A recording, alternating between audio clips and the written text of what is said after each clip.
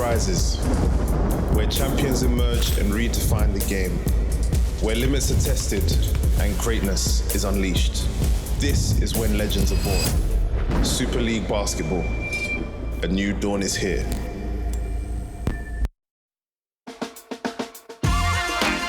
The most prestigious event in the British basketball diary and the culmination of the Super League basketball season. It's time for the playoffs.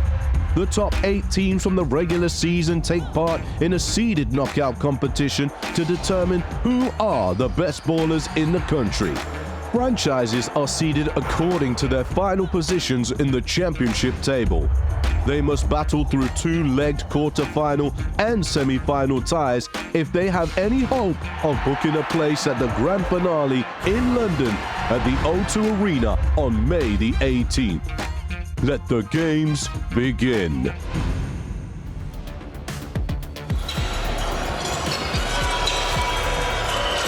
Good evening and welcome into the National Basketball Performance Centre here in Manchester.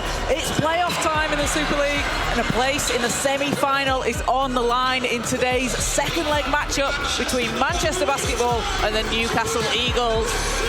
The Eagles held strong on home court on Friday night in the first leg, coming away with a 7-point win. So Manchester today need a win by 8 or more to advance.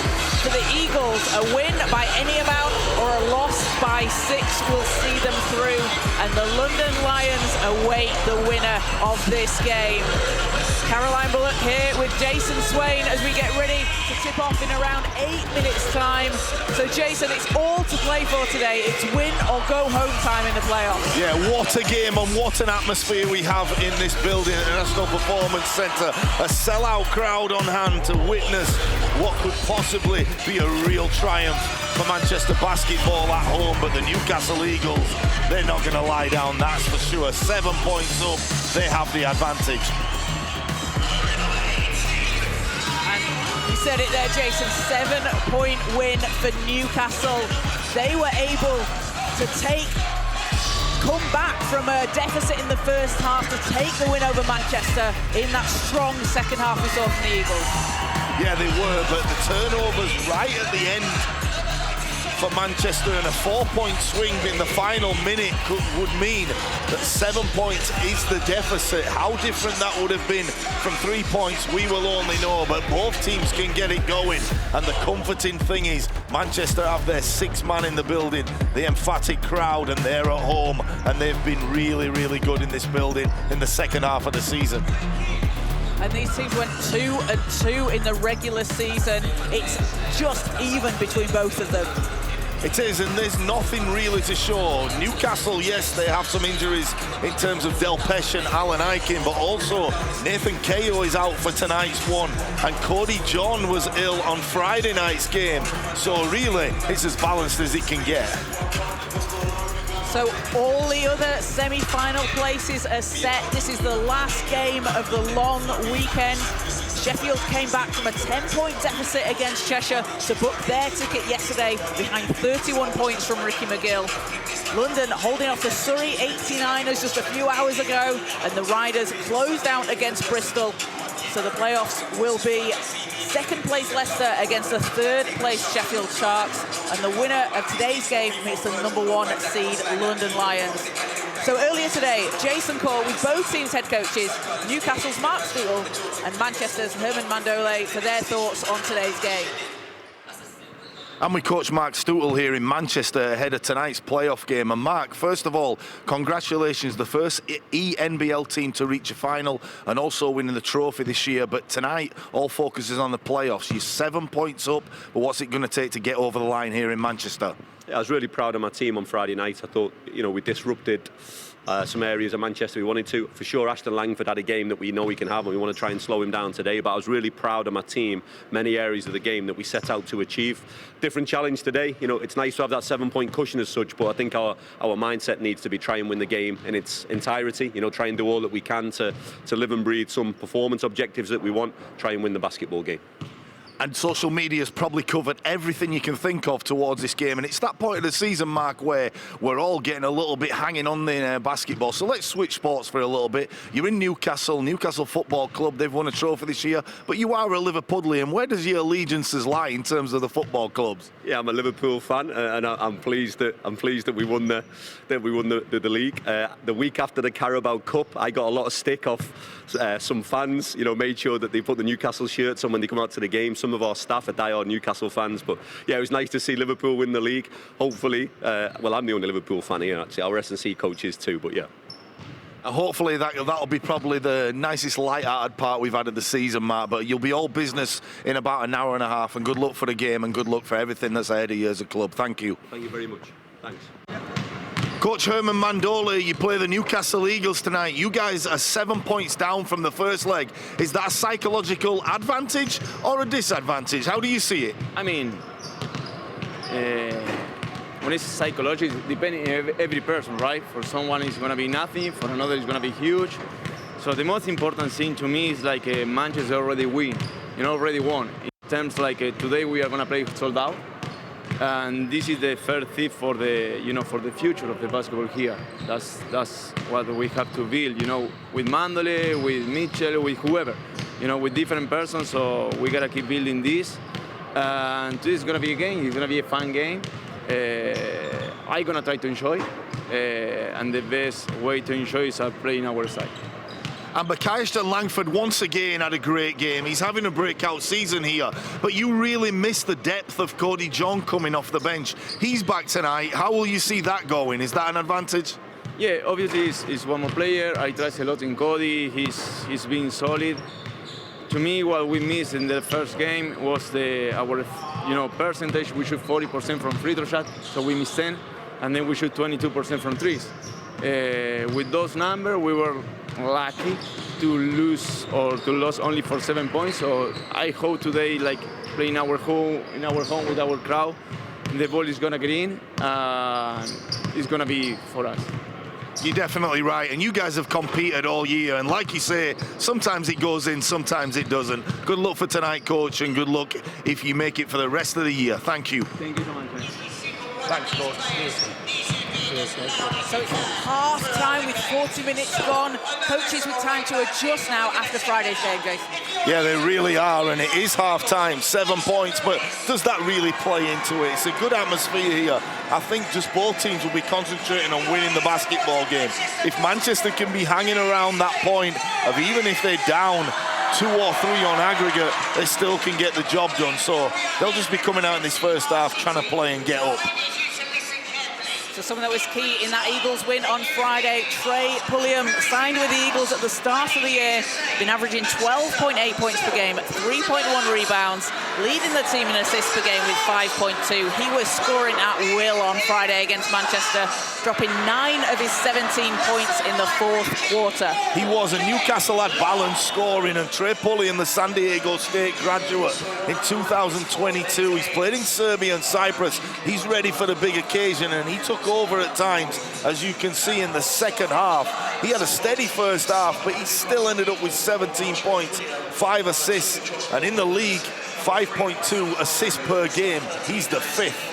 So a really good game from Trey Pulliam. I'm sure he'll bring it tonight, Kaz. And for Manchester basketball, Bakayeston Langford, the engine of this Manchester team, double-digit assists in 4 of the last 5 league games he played in. The Malton Player of the Month in April, where he averaged 17 points, 4.3 rebounds and 7.8 assists. He can score in so many ways and has been crucial for Manchester all season long.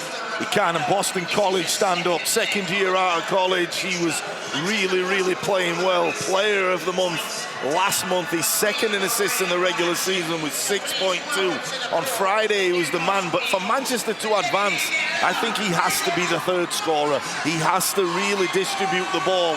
But it's the biggest test for him that he's had all year, because he's already proven he can get everyone involved. He's already proven he can be a chameleon and suit the outcome, and he can score when needed. But when does he pick that? When does he go? When does he not? Still a really big ask on Bakayeston Langford tonight. So teams coming out on court, getting ready for tips. Starting 5s for the Newcastle Eagles will be Trey Pulliam, Josh Ward-Hibbert, Mike Okoro, Darius Defoe, and Cole Long. Newcastle with a short bench today.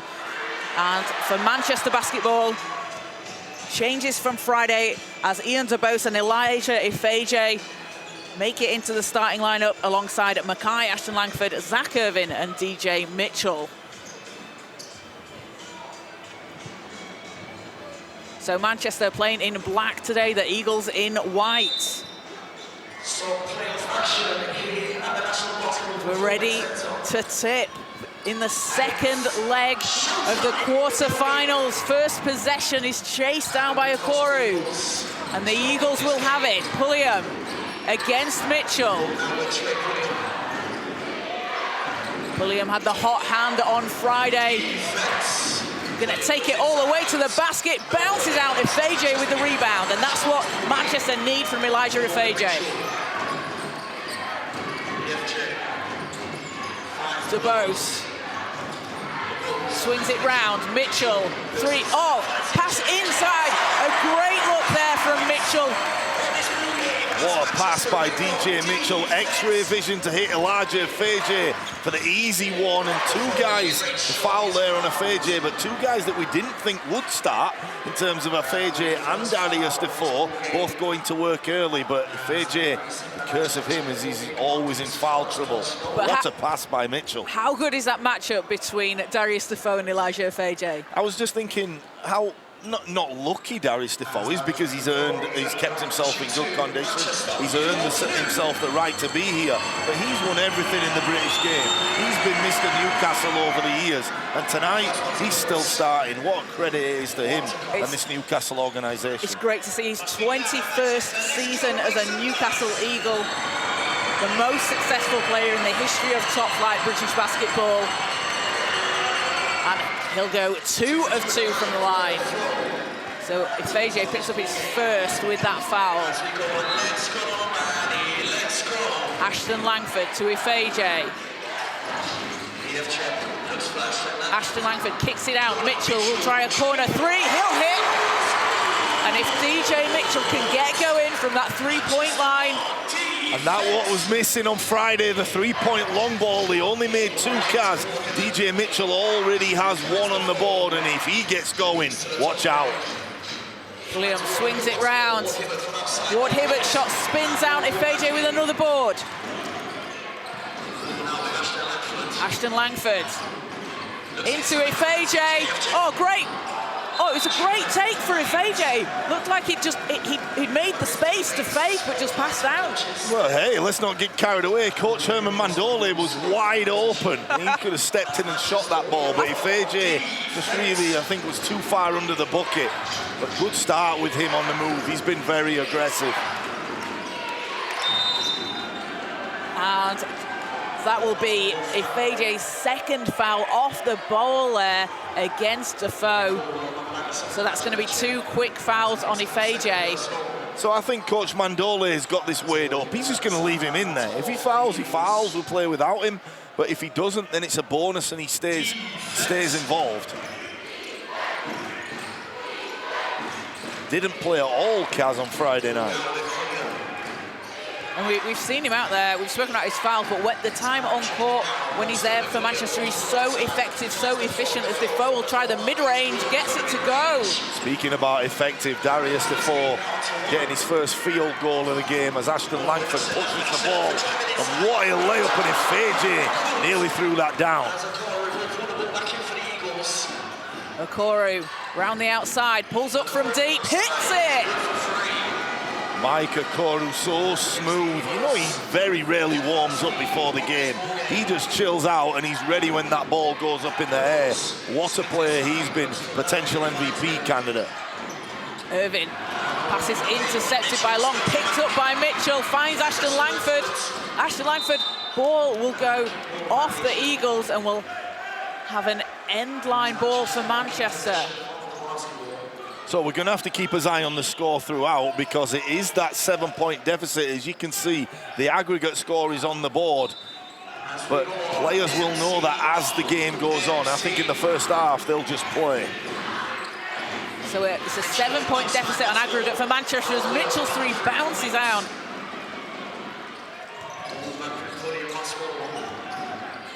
William will direct his team. Into Long. Long spins against Ashton Langford, working his way inside. That's a tough move. Can't get it to drop. To Bose, and fouls called on Long. That's the first on Long and first on the Eagles. It was good recognition by Mitchell defensively on the last play to come and help his buddy Ashton Langford. Cole Long had him in the block, undersized Ashton Langford, and DJ Mitchell came across and helped his buddy out. Good collective defense by Manchester. AJ to DeBose. Round to Mitchell. Mitchell going to the basket, hangs in the air, gets his own rebound, fighting inside for the ball. And it's poked away, but Ward Hibbert will come up with it, gets fouled on the shot, and that will be on Ashton Langford. You can tell that tensions are very, very high. Both these teams are very emotional. Newcastle seem the more settled in terms of having veterans on the floor in Ward Hibbert and Darius Defoe. Everything seems just a little bit calmer. Manchester right now are chomping at the bit. They'll calm down, and by the end of the first quarter, let's hope both teams are in striking distance. Ward Hibbert gets the first to go. Playing in his second season for the Eagles. This is where Mark Stoutel knows how to recruit, Kaz, because this is the important part of the season, and these guys have been there before. It's not the first movie they've seen. You know, they've been here time and time again, and it's so valuable at this point of the year. Playoffs are a whole different beast, aren't they, from the regular season, as Ashton Langford draws the foul. He's going to go to the line for two. And Ashton Langford has just been unstoppable all season long, Jason. He has. He's just been able to knife down the teeth of the defense and just been impressive, especially that last game Friday. I think without him, they were really, really out of it at times, and he's just done whatever it takes to win. What I'm impressed with and what I enjoy is he's being rewarded for being a team basketball player. You quite often see imports going to different countries and trying to carry the load in terms of scoring. He's just been a great winner. He has. In his last 3 games of the regular season, he averaged 11.6 assists. Such a fantastic facilitator. The way he sees the game, the way he sees his teammates out on court, as he goes 2 of 2 from the line. Eagles leads down to 2. Pulliam. Defoe against Ifeje. Ward Hibbert in the corner, 3, bounces out, Ifeje with the rebound. Ashton Langford spins, Irvin, baseline, Mitchell, catch and shoot 3, nails it! DJ Mitchell! That is his shot. It looks like it's well contested, but for DJ Mitchell, it's a 3-point layup. Make that 2 3-pointers already for the number 8. He's on fire and he's locked in. Okoro out to Long. Long comes up against Ashton Langford. Ball's knocked away, picked up by Okoro. Floater doesn't drop.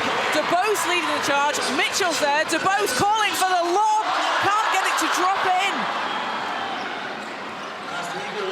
As no look from Defoe over to Okoro. Darius Defoe with the touch pass, but there it is in terms of being anxious. Manchester should have had a basket. A 4-point swing there goes in favour of Newcastle. Just need to calm down. Nice pass by Ifeje. DeBose from deep, and the 3s falling for Manchester early on is certainly a good sign for them. Yeah, well, you know when you're at school and they say you have to do your maths, these players need it right now because they're already looking at that scoreboard, trying to figure out that they're 5 points down. Long looks to answer and does, and Cole Long was a problem for Manchester on Friday night.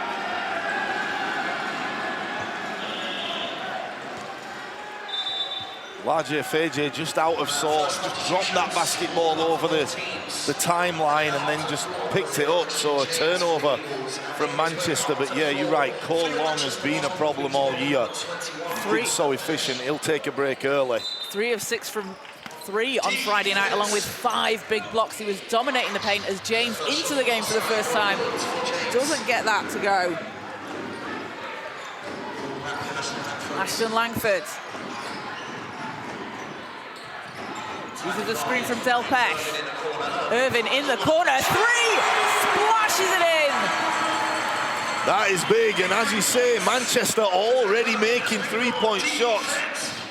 Zach Irvin in the corner with the three ball. And we'll see Marcus Del Pesh in for Manchester. Ward Hibbert backing down Ashton Langford. Shot short. Good defense by Ashton Langford. Pushing the pace here as Defoe's called for the foul against Irvin. That's the third team foul on the Eagles. Both teams on 3 team fouls. Smart foul by Darius Defoe, not really to let Manchester get going. We often see these calls just to slow up the game, Kaz. It's a tactical play by Defoe, but even more so needed tonight because the momentum and energy on the building either way can just shift. And we know Manchester are a team that like to play fast. They like to run, get out into transition, averaging 12.7 fast break points a game. And Newcastle are going to definitely look to try and slow that down. Corner 3 from Irvin. Yes! Zach Irvin! Who would have thought it's Zach Irvin 2 for 2 from the corner at the beginning of the year? He was rated as a liability from there. Now, he's had games where he's been locked and on fire, Kaz. Pulliam for the Eagles, looking to answer here. Stops. No good, ball's loose. It's on the floor. Bodies flying everywhere, trying to get it. It's going to be a jump ball. Will go Manchester ball. So Manchester rewarded for that tough defense there. Referees letting these guys play, that's for sure. And both of these teams really, really up for the challenge. Sometimes in professional sport, when guys have been overseas for a long time, you kind of wonder how long can they stay locked in. Both of these teams are really, really competitive. You can see the body language and you can see the energy. Ashton Langford racing to the basket, gets the foul. He's going to go back to the line. That's going to be the 4th on the Eagles. It also helps that we've spoke so much about these two guys, McAllister, Langford and Pulliam. They're both point guards. They've both had their spells at the time of the year, and they'll be really, really wanting to win that individual battle. And how fun is it to watch 2 players like that just go at each other? Well, I get to speak to Ashton Langford before every game. He's a gentleman. He comes over and speaks to you. He's a real nice guy. And he was just saying he feels great. He says at this point of the season, his body feels good, feels like he's in a rhythm, is enjoying basketball. I'm just really happy that Coach Mandoli has valued him being a great team guy, because sometimes you can just look at stats. Yes, he has good stats, but he does so much more. Absolutely, as he hits the second free throw. Ashton Langford, the only player for Manchester Basketball playing all 32 regular season games. Manchester up 6 here in the venue, down 1 on aggregate. Seneca Knight in the game off the bench. James finds Long in the corner. Long, 3's too strong. DeBose has it. DeBose dancing around the outside, looking to go to the basket, finds Irvin. Pulliam steals it. And the Eagles coming back on the attack. Knight. Quick ball movement here from the Eagles. And Okoro will slow it down. James, long pass over to Knight in the corner, 4 seconds, shot clock winding down, step back 3. Oh, that's a tough shot. That was a tough shot. He's only been in there a minute. Managed to find a way within half a meter to get open. DeBose to Del Pesh. Mitchell calling for it in the corner. Won't go. Del Pesh with a big offensive rebound. Gets Manchester another chance. As Irvin handoff to Del Pesh underneath the basket. And Marcus Del Pesh taking the contact. What recognition from Zach Irvin. He's already made 2 threes, which means now you have to run out him. Early in the season on the scouting report, you didn't have to. What a pass, what a finish. And that is foul number 2 on Cole Long for the Eagles. Del Pesh at the foul line. And Marcus Del Pesh, he has just up the tempo these last few games for Manchester. In his last 4 regular season games, 12.7 points per game, 7.2 rebounds, shooting just under 76% from the field. I'm not happy with the organisation. I'm not happy with Marcus Delpeche because he's been teasing us for the year. They haven't played him, or he's been sat down, and all of a sudden he comes in, he's a dynamite three-point shooter and he's dunking the basketball. But yeah, he's definitely picked it up. And it seems out of the 3 centres, if you can call them that, he's the guy they go to and depend on in this last month or so. As can't convert on the 3-point play. 2 minutes to go in the first quarter. Pulliam against Delpeche. And foul off the ball. Stays with the Eagles. That's a 4th on Manchester, 1st on Carey as he's into the game for the first time. And we'll see Cody John check in for Manchester. Manchester basketball as we're on defense. Long, hands off to Pulliam.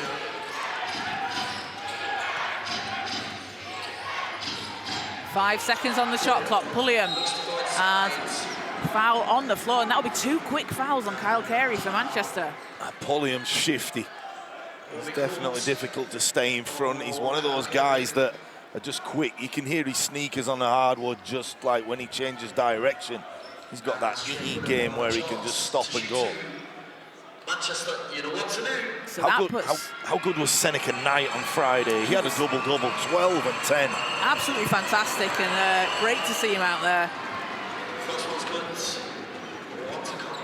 As first free throw is good. That foul puts Manchester on 5 team fouls. So the Eagles will be at the line for every Manchester foul the rest of the quarter. Pulliam hits the second. 2 for 2 at the line for Pulliam. Leads down to 3 for Manchester on the floor. Coach Mike Stoutel really rotating early, getting guys in and out just to save that foul trouble. He's aware of his deficiency in terms of players. He's getting guys in and out quickly. John, round to Mitchell. Hands off to Ashton Langford. Delpeche looking to get it back to Ashton Langford there, but James just couldn't let him get free. As Mitchell, tough shot, won't go. And the Eagles, a chance to cut into this. Yeah, the scouting report is deny Ashton Langford the basketball. Whenever he's in your area, he does not have it in his hands. That time it worked for Newcastle. Pulliam against Mitchell. Oh, what a move! Scoops it in. Oh, wow, he's playing one-on-one at times. Really good finger roll. Undersized and still gets it to go. Ashton Langford. Mitchell. And foul on the shot, so DJ Mitchell goes to the line. It's going to give him a chance for 2. Under a minute left here in the first quarter. You see Pulliam on the replay going to work with the step through, but on the other end, the Cardinals sin of fouling the jump shooter. Every coach hates it. It's probably one of the worst players in basketball. Try to contest the shot without getting into the airspace of the offense. So DJ Mitchell, the team's leading scorer and rebounder for Manchester basketball this season. Up to 7 points, had those 2 big threes early on, Jason, and he is such a threat from the 3-point range. He has been all season. Yeah, he has, and he only managed, I think, 10 or 11 points in the game at Newcastle on Friday, and you could tell he wasn't happy with himself. He's a volume scorer, and he can get it going. He was 0-7 from 3 on Friday night. He's definitely changed that trend here already. For a player that's made 78 3-pointers so far this season, that's not something you see very often. Manchester in the press, going back to the zone. Knight fading away from the elbow, count that, and the foul. And that's going to put Knight at the line. And that's foul number 3 on Kyle Carey, so he's going to have to head to the bench. Ian DeBose will come back in. And that's tough for Manchester. Cal Carey's shown how strong a defender he is out there on the floor. It's tough, and he was good in terms of shooting. 2 for 4 for three-point line on Friday night. He had 6 points, so he could contribute. But the really good silver lining for them is Cody John will be able to be out there for a longer stretch, and there's only a matter of time before he gets in the groove. So it might work in Manchester's favour. 10-second difference between the shot and game clock. DeBose going to the basket. Gets the whistle, so Ian DeBose going to the line, and both teams getting the foul calls, Jason, driving in. I'm no referee, you know that, and I very, very seldom comment on the referees and their decisions, but they have been consistent. They've called fouls on shooters, they've called fouls on screens. They've been really, really consistent in what they're doing, and you know, the referee's been great this year. It definitely has. As Mike Okoro will come back into the game, Darius Defoe heads to the bench. So Ian DeBose at the foul line. Started the season with the Caledonia Gladiators before making the move to Manchester.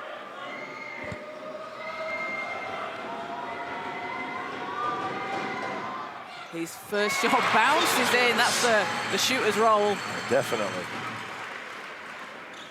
Home court roll.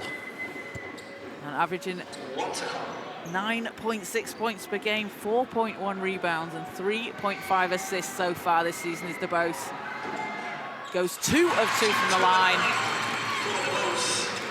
Takes him up to 5 points. Shot clock's off, 16 seconds in the quarter. Eagles can hold for the last shot. 10 seconds, Pulliam against John. 7 seconds.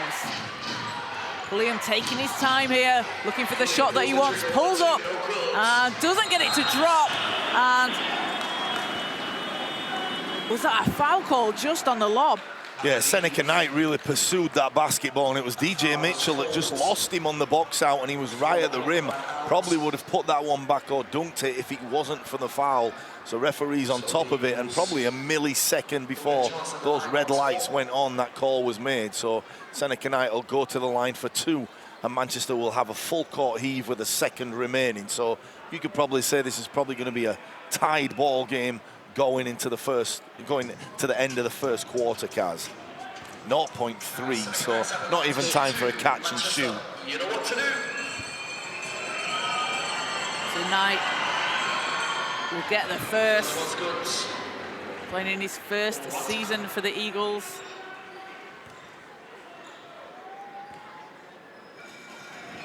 Just under 80% from the stripe so far this season. Will go 2 of 2. And as you said, Jason, tied at 26 all, 0.3, and not enough time to get anything off. So at the end of the first quarter, it's 26 all. And on aggregate, it's still an Eagles 7-point lead. It is, and a 7-point deficit, Mark Stewart. The longer this goes, obviously the more happy he will be. But a good first quarter. I would say probably more so for Manchester, because they've come out and shot the ball well, which they really, really struggled with on Friday. I know you're probably just going to check your stats, Kaz, and have a look on the screen, but they've definitely come out better. Definitely. You can see there, 5 of 7 from 3, 71% after only hitting 6 on Friday. A massive improvement. The Eagles also hitting 3 from 7. Yeah, we've yet to talk about the foul shooting on Friday. That was very, very poor, but 78%, you know, they upped that. They're around the 80% mark. They're on track for a good offensive game, but Newcastle really haven't got going from three-point line like they can, so it's just a great game. Could still go either way, which is what we want. It is, and it's what the fans want. We've got a brilliant sold-out venue here in Manchester at the National Basketball Performance Centre. Great to see the support in the crowd. It's getting very loud. Fans really excited for today's game. Yeah, two rugby players on the court today. Jar Field, who is the leading scorer in Super League right now in terms of tries. So, witness players coming to see Manchester play. I think they're getting a jersey swap, aren't they? Yeah, both Bevan French and Jar Field coming out here and seeing a great game of basketball. So heading into the second quarter, Jason, obviously the threes are falling for Manchester. What do they need to do here to try and cut into this 7-point deficit overall? I don't think you can look at that yet. I know it's very tough as a player. I've been in that position where you're thinking, you know, what's the aggregate score? I just think you have to play, and it's a game of runs, and can you just keep going as you're doing and then stop the other team? That's what Manchester will be doing. Newcastle will just be playing with as much poise as they can, keep the game going, play how they've done all season. And these two teams in the regular season so evenly matched. Manchester finishing in 4th and the Eagles in 5th. So back on court for the second quarter. Well, if the trend in the playoff goes, there's been no upsets. The top 3 are through already. Can the top 4 be through? If Manchester do that, they will be. But Newcastle will be looking to upset the trend as they finish 5th. Ward Hibbert works against Delpeche, has to pass out of it. Oh no, he takes the shot. Looked like he was about to send that out to his teammate as Irvin comes away with the rebound. Will go to the basket. And an offensive foul called on Irvin. That's an offensive foul. Not sure about that one. I think Hibbert was moving and Zach Irvin just looked like he was trying to turn the corner. But the referees did conclude and did discuss briefly that that one will go against Zach Irvin. Zach Irvin definitely aggressive, you would say, in this first half. Manchester on defense. So Manchester picking up full court. Ward Hibbert. With Ward Hibbert. Against Ashton Langford. James. This is a guy that can get it going, and he can play on his own at times. Has good defense by DeBose. And that's the impact Ian DeBose has when he's out there, as Cody John will take it all the way to the rack. And he's going to go to the foul line for a chance at a three-point play.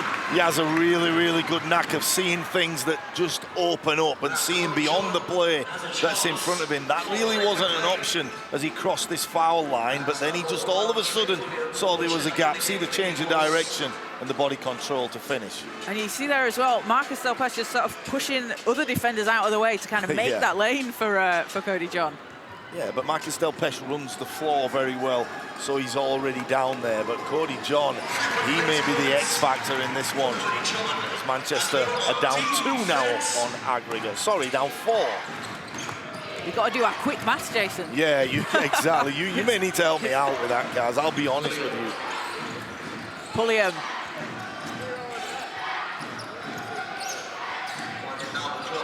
Over to Knight. Knight 3. It's short. DeBose grabs the rebound. DeBose leading the charge down the court. John thought about the shot. Going to take his time. Ashton Langford.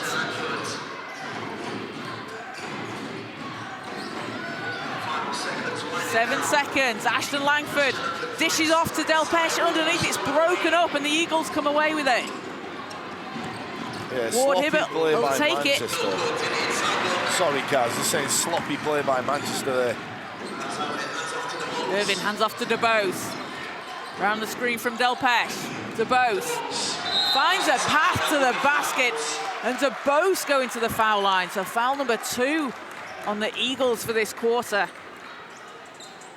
Well, we have some rugby players in the house from Widnes, but Coach Mandole was suggesting that that was a rugby move by Ward Hibbert as the defense got by and he just grabbed him.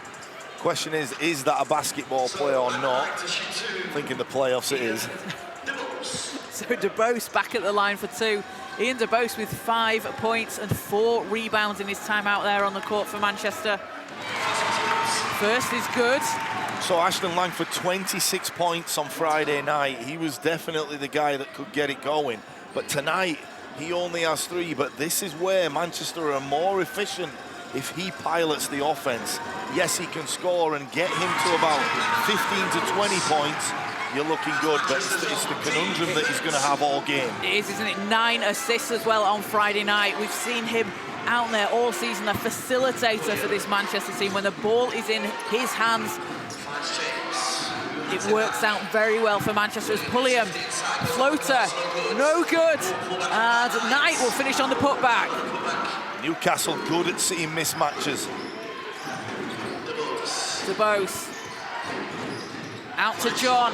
Long three, bounces off.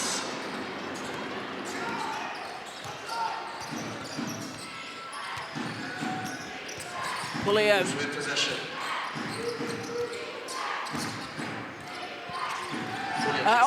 Seneca Knight under the basket, just hiding on the baseline. If you're going to win a ball game, it's inexcusable. Falling asleep on the weak side. Seneca Knight just ghosted along the baseline for an easy two. And Cody John with a tough basket. As we've got a stop on the floor, a timeout called by head coach for Manchester Basketball, Herman Mandole, as Manchester go up 3 here on the floor, down 4 on aggregate.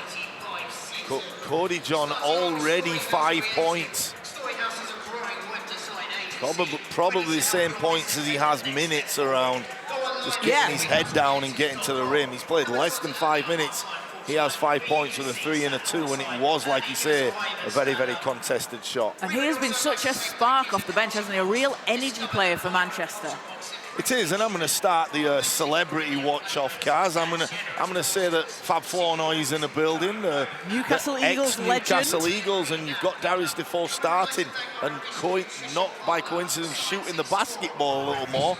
He was one of Fab's teammates when he was a player coach, but you know, a lot that Newcastle built is on Fab, and Coach Mark Stootle doing a really, really good job of keeping that tradition going. But he's the first celebrity that we've identified in the building. There's a few more as well.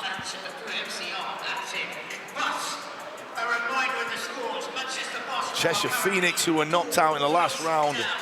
Larry Austin Jr. and his teammates in the building. They had a great lead going up against Sheffield. They were 10 points up, and then Sheffield clawed that back, and you know, you can see that deficit can be overturned. But definitely, I mean, and that was a great series as well between those two teams. Ricky McGill dropping 31 points. Jamel Anderson had a nasty dunk in that as well. He did, and I've seen it all over social media, but yeah, plenty of celebrities here tonight. We've also got Alex Haydock-Wilson in the crowd. Yeah, talk about speed, that guy can run. He can, as Seneca Knight throws it down. Seneca Knight, instant offense. He's 14 points personal. We've only been playing for him like about 7 or 8 minutes. Del Peschel put it in with a reverse. And Seneca Knight averaging 14.8 points per game. As you said, Jason, 14 points alone in the first half. What a move by Coach Mark Stootle to bring him off the bench and just say, take over this game. What a luxury to have a player like him come off the bench. Yeah. As Okoro looks to extend Newcastle's lead and does. It's 35 all on the floor. I feel like that's a confusing sentence that I've just said. Ashton Langford.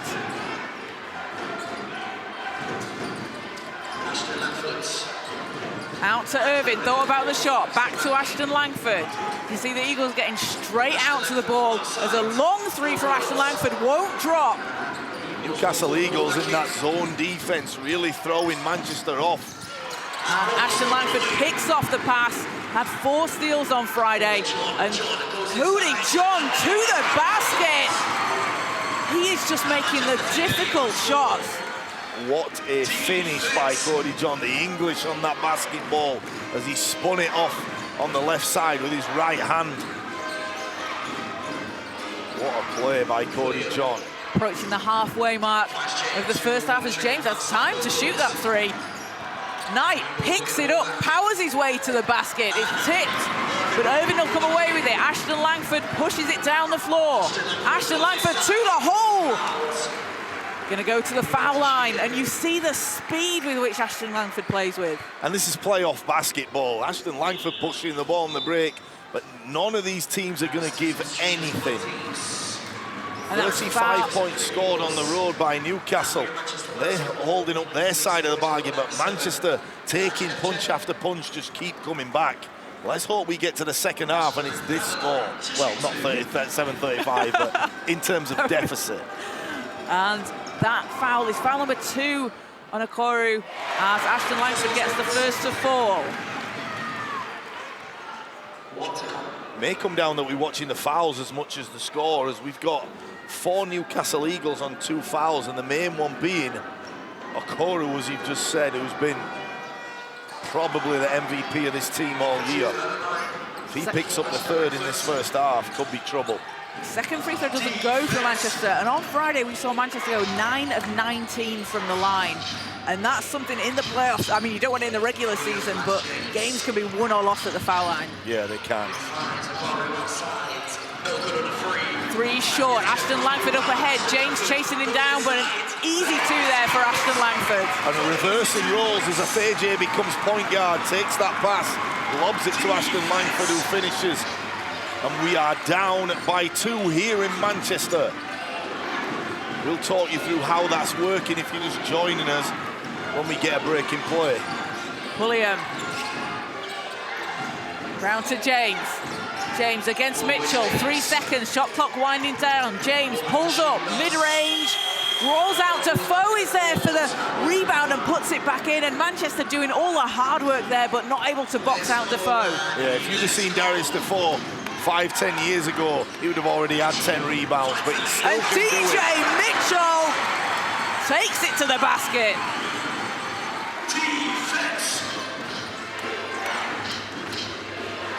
Mitchell up to 10 points, leading Manchester. Defoe to Pulliam. 6 seconds on the shot clock. Pulliam round the outside. 2 seconds. Pulliam stepping through. Oh, that move is his move. Looks like he has nothing. He just stops and ball fakes. Watches the defense fly by. That's his move, Gaz. Such a nice move as DJ Mitchell. His 3 hits the back iron. Too open. He needs a hand in his face. He does. Good pass by Afeje. 3:12 to play in the first half. Pulliam on the baseline, passes out to Defoe. Swings it round. James against Mitchell. James dishes. Ashton Langford will come away with it. Zach Irvin racing down the court. And will just drop it in. A soft touch at the rim there. Took the easy shot. Wasn't going to do anything fancy there. Wasn't, but he looked like he was contemplating throwing that basketball through, but nevertheless, Manchester will take the 2. It means they are 2 points down on aggregate. For the people joining us, Gaz, take us through how that works. So the playoffs, how they work, it's a 2-leg series, and the aggregate score over both games, the winner is the team with the highest score. So currently, on aggregate, Newcastle have 117 to 115 lead over Manchester. Friday's score combined with the score we've got at the moment in the venue. So a 2-point lead overall for the Eagles. Yeah, and as we watch Zach Irving lay that ball up over the rim, many people have spoken about, well, it's not an advantage because you play 1 game away, you play 1 game at home, whereas you normally associate home court advantage by being 2 in one place, 1 at the other. However, if you walk into this building tonight, you're only down 7. It is an advantage. So whoever has gone in these positions knows it's an advantage. One guy that does know is that guy Fab Forno right there. And he was there on Friday night in Newcastle, watching his former team get that 7-point win against Manchester. And how great is it to see guys that have played in this league? Player coach Fab Forno has been part of the furniture in British basketball, hasn't he? And then making his name in the NBA as well. Yeah, but this is the impact that basketball has on people's lives, not just playing the game. Because Fab, yeah, he's a New Yorker, he's from America, but he's now English. He lives in Newcastle.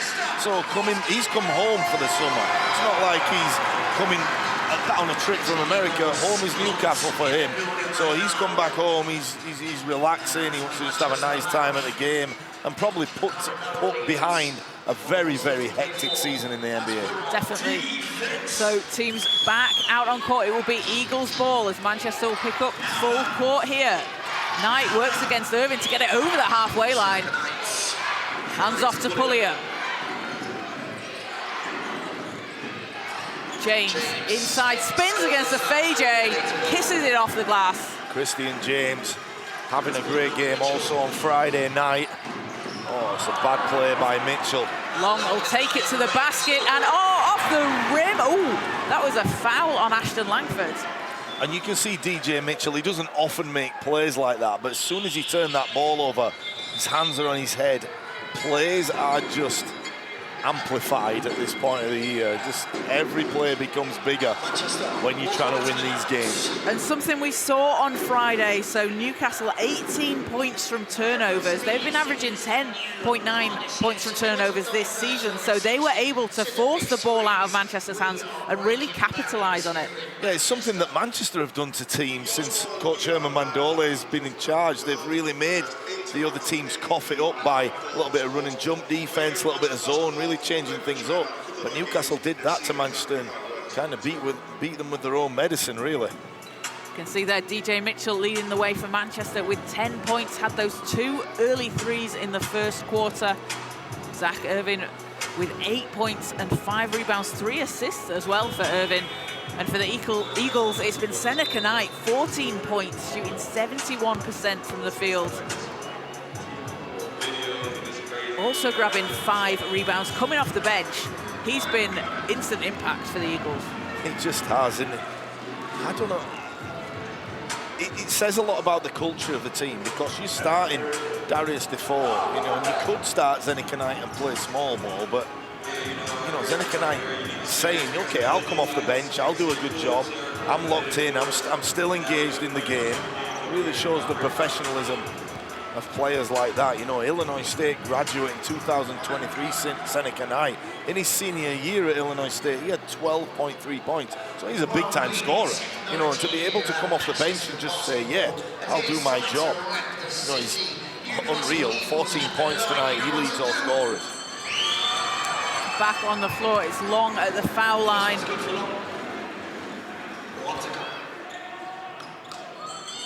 Playing in Sweden last season, and 2 of 2 from the line. So 44-43 Manchester lead. Irvin passes to Delpesh. That was a good read by Zach Irvin. Normally he goes to the corner. You look Cody John off and give it to Delpesh going down the middle.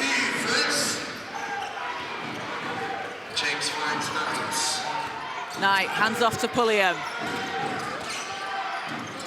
Long will pull up for the mid-range, doesn't drop. Who's there for the rebound? Knight can't finish on the putback. And Seneca Knight is all over the floor as Ashton Langford takes it to the basket. And the speed, the change of direction for Ashton Langford, he just puts the jets on and goes. Smallest of seams there for Ashton Langford, and we've seen Cody John do it. Now it's the turn of Ashton Langford. As Cody John steals the ball, hands off to Irvin, and in off the glass for Zach Irvin.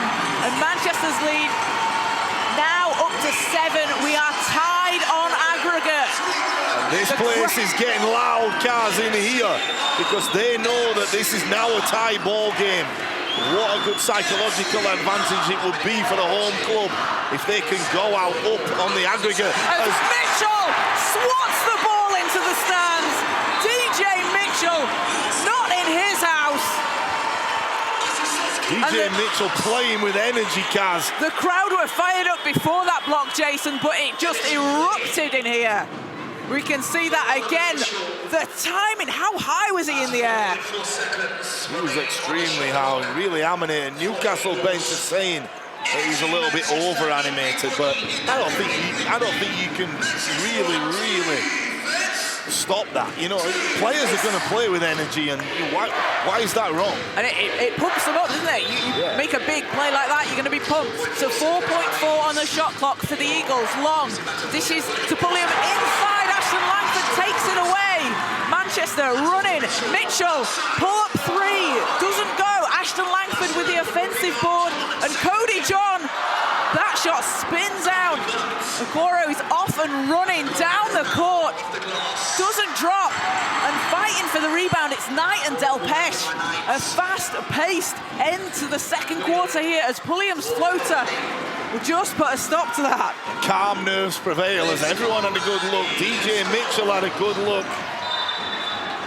And ball goes out of bounds. Mitchell just couldn't save it in. The Eagles will get the ball back. How important is psychology in the game now? I mean, Ashton Langford's just turned the ball over. DJ Mitchell has been on a high and then a low, then on a high. And it's just so tough to keep your composure, but that's what Pulliam just did. It's playoff basketball, Jason, isn't it? Even me and you are getting in each other's way, Kaz. 6-second difference between the shot and game clock.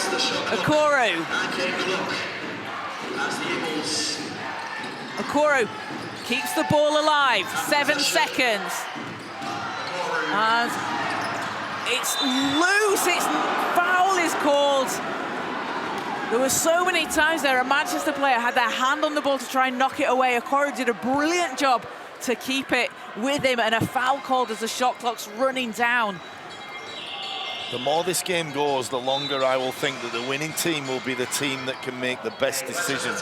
Because that right there, Zach Irving played absolutely phenomenal defense on Micah Okoro, and at the last minute, his intensity got the best of him because he reached in and committed the foul with 2.8 remaining on the shot clock. So just those little plays, and like the turnover by Ashton Langford, you know, who's the calmest, I think, will prevail. Yeah, and it's interesting, isn't it? Because these are two teams that, you mentioned it before, that experience, when you've been here before, when you've been in a playoff situation, it's so valuable. But Manchester, you know, kind of team that have really, really relied on their energy. You know, they've come out defensively and played really tough. They push the ball. I don't think they can play any other way, so just let the chips fall. Definitely. So 8.9 on the clock, and it will be Eagles ball. That was the second foul on Irving. Oh, we can see that Mitchell block again. He's had a few of those this year. He has. Playing volleyball out here. He likes to jump as well, does DJ Mitchell. He likes to get high in the air. So team's coming back out on court. So Kyle Carey, the only real foul trouble concern with 3 fouls. Micah Okoro on 2, so I think both benches will be happy with how the foul situation is panning out for them now. So Okoro at the line.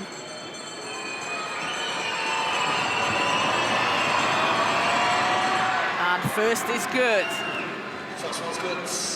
81% from the foul line this season for Okoro. Playing in France last season. Leads the team in scoring with 17.9 points per game. 2 for 2 at the line. Cuts the lead in the venue to 3. Manchester down 4 on aggregate. So 8.9 seconds. So time for Manchester to get something off here. There's a lot of time for this possession. Yeah, plenty of time. Shot off if you can get the ball into Cody John or Ashton Langford's hands. Here we go. Ashton Langford, 6 seconds against Ward Hibbert. Mitchell pulls the trigger. It's off. Knight with the rebound from the halfway line. And at the end of the first half, so it's a 50-47 lead for Manchester, a 3-point lead in the venue. Newcastle lead by 4 on aggregate. Newcastle will be very, very happy because Manchester have really thrown some punches here. They've really got out in transition. They've come up with rebounds. They're competing. They made threes in that first quarter. And they're still shooting 38% even after going cold in that second quarter. But they really came out, and Newcastle have taken it and responded. They have, and you can see there, so those 5 made threes for Manchester, they were all in the first quarter, haven't hit a 3 in the second. And they came out hot. We were expecting them to shoot that, but you can, the 100% from the foul line for the Eagles, 13 of 13. Both teams evenly matched in getting to the line, but those 3 misses for Manchester after the missing the 10 on Friday. You really don't want a game that's going to come down to free throws. If Newcastle lose, we're going to be talking about Manchester's hot shooting early on. if Manchester lose, we're going to be talking about missed free throws in both games, because Newcastle are 100%, like you just say, and Manchester, not only in tonight's game, but also on Friday night, were not very good from the charity stripe. So that's the things that we're going to be talking about if either team lose. But as we go, all to play for. 4-point deficit. It certainly is all to play for. So leading the way for Manchester basketball, Zach Irvin with 10 points, 5 rebounds, 4 assists and a steal. DJ Mitchell has 10 points, along with a rebound and an assist, and that big block that we saw a few moments ago. But for the Eagles, it's been Seneca off the bench, 14 points, shooting 55% from the field. He's got 9 rebounds already, looking at a double-double almost in the first half. That is ridiculous. He's been the best player on the court in terms of efficiency, coming in, scoring, rebounding, and he's kind of hurt the momentum of this Manchester team, because as soon as Manchester get on a run and they want to get out going, he's come up with a rebound and he's really kind of stopped the bleeding in some respect. So while we get ready for the second half, you can check out the plays of the week, and we've got an interview with Manchester's Ian DeBose and head coach Herman Mandole.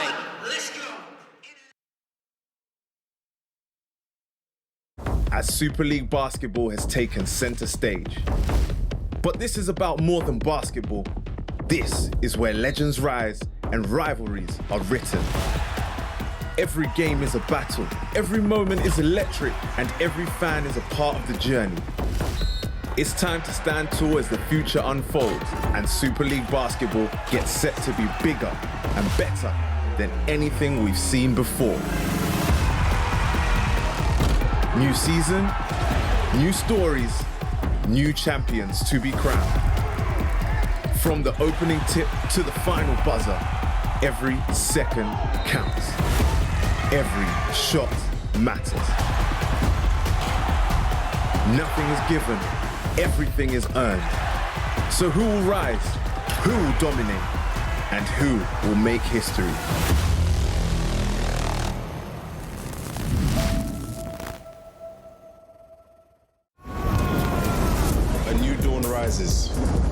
Where champions emerge and redefine the game, where limits are tested and greatness is unleashed. This is when legends are born. Super League basketball, a new dawn is here.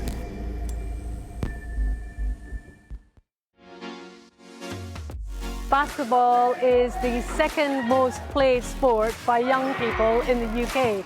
And this is a great opportunity for us to engage the younger generation in being more sustainable, recycling more, and ultimately reducing waste and protecting the environment. In the trash can, throwing this away in the trash can, you're doing it in the right place. You're composting, you're recycling, you're reducing, reusing. It's just super important to learn that from a young age, because you carry that into your adult life. I majored in marine science and I minored in sustainability.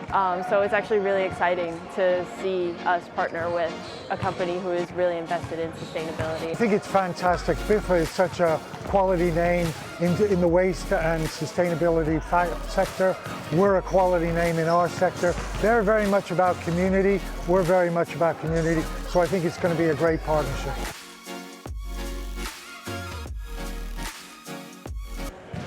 I started to play when I was 10 years old in my neighbor, which is Villa Madero in Argentina, Buenos Aires. And I fall in love, you know. I used to play football, soccer, because in Argentina it's like the main sport, you know. It's the first one, second one, third one, fourth one, fifth one is football, and then the others come. And I used to play football. I love football, but when I started to practice basketball, I fall in love, you know. We didn't have enough money in my family, so when I was 15 years old, the club gave me the chance to be like, the name is like a monitor, which is one young guy who start to coaching or help the coaches in mini basketball. Helping in that way, the club don't make me pay, you know, for the month. So I start there just to help my family, because I have two ways: or work in that way, like helping the club, or stop to play basketball. So I think be player is the best job in the world, and be coach is the second one. I dream basketball, I eat basketball, I live basketball. And when I realized I'm not gonna be able to leave basketball as a player, I have to decide to leave basketball in another way, and coach was the closer one, you know what I mean? As a coach, I know I'm not the most important guy in the team. I know the players are the most important piece, you know, in the team. And I try to be connector between them. I try to get confidence, and then I try to be tough with the thing that I think like hurt the team. I used to say, like, when you are thinking in the team, you are not gonna make any mistake. When you're thinking yourself, you probably make a mistake. It's my second month here in Manchester. I'm really happy because the players, they both my idea, you know. I think they are playing with physicality, which is something to me very, very important because everybody can do this. I think now we have one clear style. My ambition when I come here is like becoming in a good team and then try to be solid. You know, I think if we are solid, we can beat every team here in the league. My dream with this team is to start the first playoff team, with the first playoff game with physicality, you know, in good mood and having fun.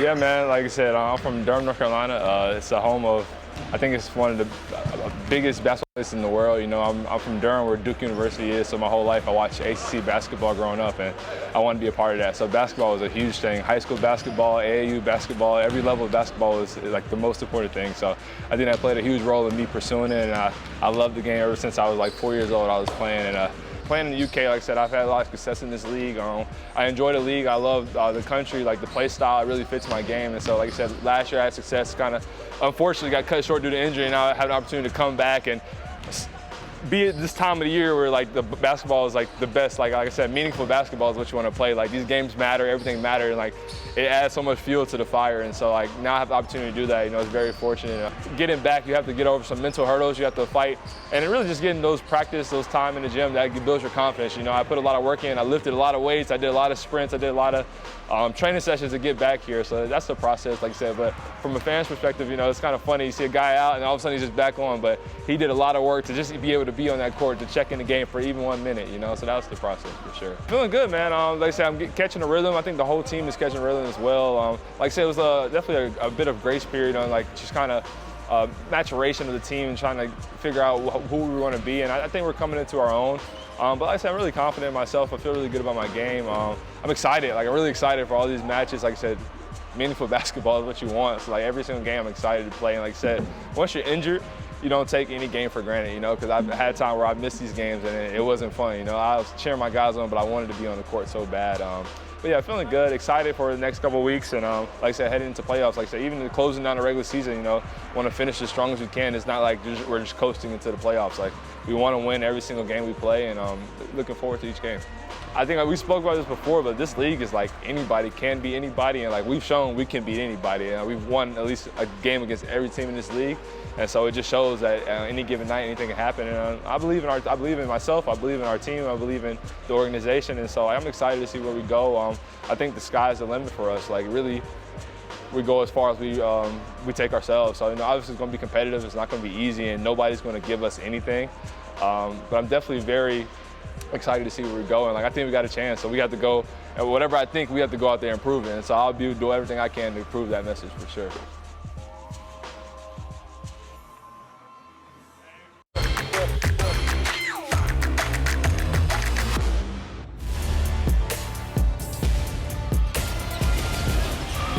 Okoro gets into the key through the contact, and Okoro will go to the line for a bonus free throw.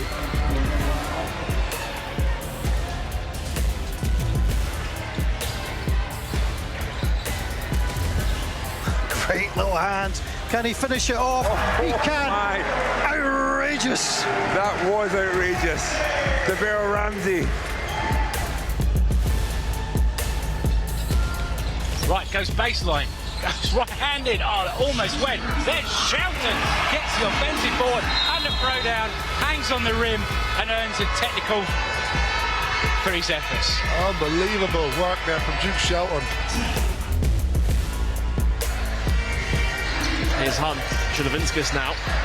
Inside to, oh my goodness, it's blocked by McCormack as Adelakun was going up for the dunk. And it's stolen away by Timberlake. Knicks in transition, Timberlake with a two-handed jam. Wow, flying through the air, Timberlake there with that two-hand throw down.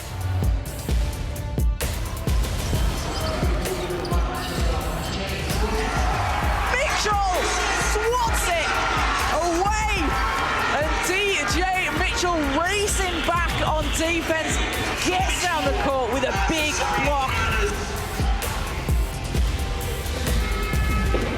Big dunk incoming, no! Blocked by Adelakun, not in my house. Not at the SSP. Austin, right to the rim again, followed by Holden, who jams it in. What a good follow from Cam. And he's talking his talk to the Newcastle bench. Hunter's looking for options. Pass inside. That's nice to Johnson. Off the glass and in. Unbelievable pass. His hang time was enough there, and good movement off the ball by Spencer Johnson, who lays it in.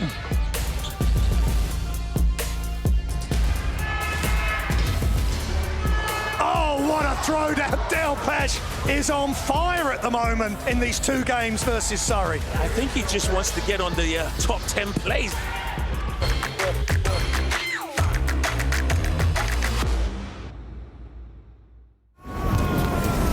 A new dawn rises, where champions emerge and redefine the game, where limits are tested and greatness is unleashed. This is when legends are born. Super League Basketball. A new dawn is here.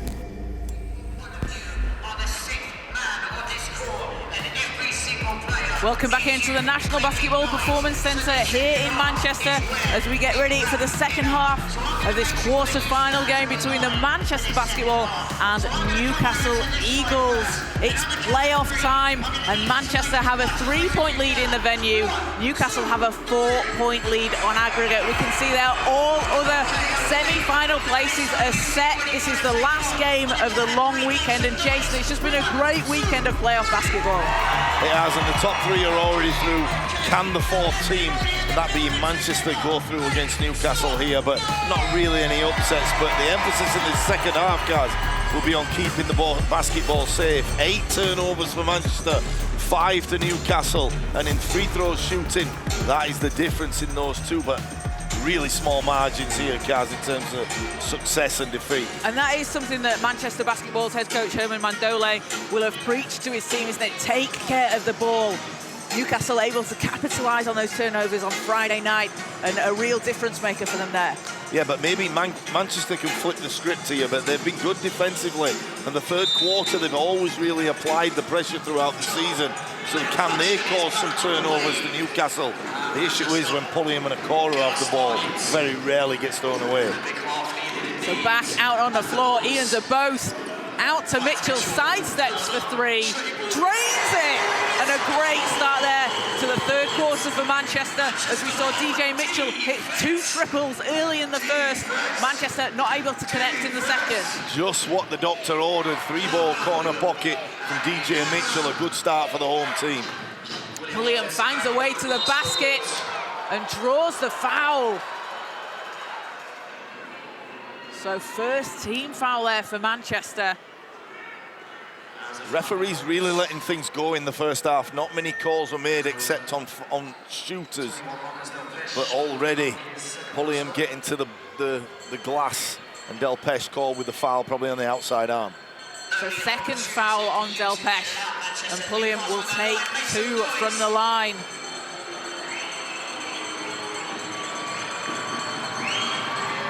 First is good for Pulliam.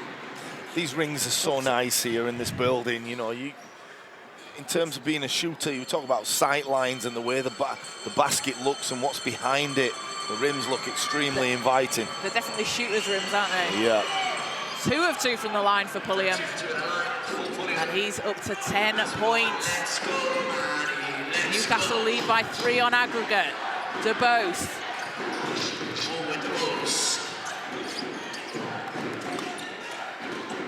DeBose looking to find a way inside. Does, gets to the basket, rolls off the rim, and a foul underneath the hoop. And that's where your reputation will get you. Darius Defoe standing underneath Delpeche as he goes airborne and just edges him out. And that's a 3rd foul on Defoe for the Eagles. He definitely did foul as he stepped across and took Delpeche's lower body out. So Manchester ball from the end line. DeBose into Delpeche, hands off to Ashton Langford. Ashton Langford puts the Jets on, loses the ball in the lane. Pulliam, Okoro all the way, lays it in. And Ashton Langford and Manchester looking to answer here. Out to DeBose from 3. Doesn't drop, tipped. Ashton Langford saves it, but Pulliam will come away with it. And Okoro, 2 quick baskets there for the Eagles and Okoro. Ties the ball game on the night, which means Newcastle are up by 7. But dodging a bullet, the open 3 from DeBose as Delpeche goes down the middle and responds. But could have been a big swing there. Newcastle coming out on top in this second half.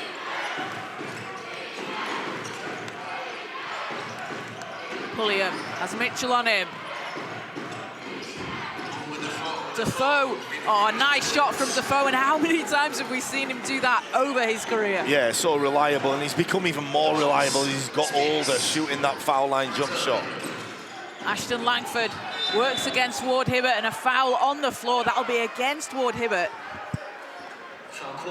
Yeah, it's tough to stay in front of Kaz Ashton Langford, especially when you're running out. Coaches teaching closeouts in practice every day of the week. And that's still not easy. Foul number 3 on Josh Ward Hibbert. So Ward Hibbert and Defoe both on 3 fouls for the Eagles. Kyle Carey on 3 fouls for Manchester. Ashton Langford swings the ball to DeBose. Time running down, 3 seconds. DeBose sidesteps for 3. No good. Now pass inside. Rejected by DeBose. Ashton Langford. And foul on the floor. And you can see there that Ashton Langford, we know he likes to drive to the basket. We know he's so quick, but the Eagles are just doing a really good job of getting back there and making a wall. And they're picking the times to foul as well. They're not really letting him get going. They know that he's kind of been the 3rd scorer all year, and everything relies on his offense as he turns the ball over. But right now, Manchester look a little bit rattled.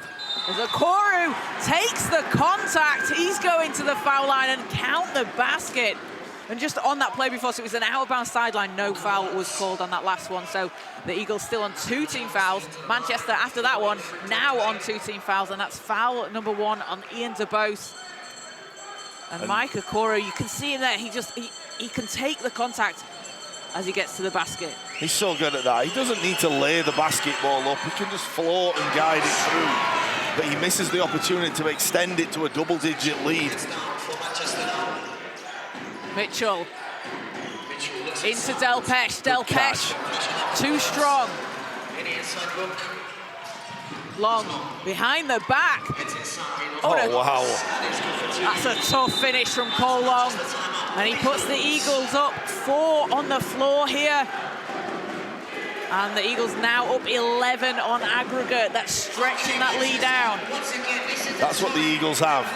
If you watch football, you will talk about counter-attack opportunities. In basketball, you will talk about fast break opportunities where potentially they have 1-on-2, 1-on-4. Cole Long going 1-on-4 right there and just taking it down the guts of the defense. Inexcusable, really, for Manchester to allow the ball to go right down the middle, but also very tough when you're guarding players like Long and Okoro. and how quick they are, how quick those players get down the court. Yeah, this is the quietest this building has been. If you're watching at home, you don't really get that, but this building has gone very quiet. 11 points down on aggregate. Manchester do not want this one to get to 15 or 20. Newcastle are too poised to withstand any pressure coming back, so they need to now go on their own run. And for Manchester, is it a case of do they look for that three-point shot? I mean, they are looking for it anyway, because that's how they play. They've hit 6 already, but do they want to try and take it inside a bit more? Yeah, and the coaches can coach what they want, the players can prepare, but at the end of the day, sometimes the ball just doesn't go in. You know, I'm not talking about free throws, I'm talking about contested threes. And the team that usually shoots better usually wins. You know, so it's not that straightforward, but sometimes you just have to say, well, we just didn't make shots. And right now, Manchester haven't got it going in this third quarter. So Manchester shooting 50% from the field, the Eagles 43%. Ashton Langford to Mitchell. Finds some space, out to Irvin. Irvin's three will go! And coming out of the timeout, that's exactly what Manchester needed. Yeah, good response by Zach Irvin. He's become reliable from three-point line. He's had 3 of those already tonight. Really timely shot by Zach Irvin. Irvin up to 13 points. Leads Manchester alongside DJ Mitchell with 13. Pulliam, great pass into Defoe. Can't finish. And Defoe will go down on the floor. Looks like he's hurt there, grabbing his ankle. And we'll have a stop on the floor while he's seen to. But Darius Defoe has just been putting in a shift in today's game. Yeah, Coach Mandoli very sportingly halted the game and got the referees to stop it and allow somebody to come on, but it looks like Darius Defoe stood on somebody's ankle. Very inadvertent.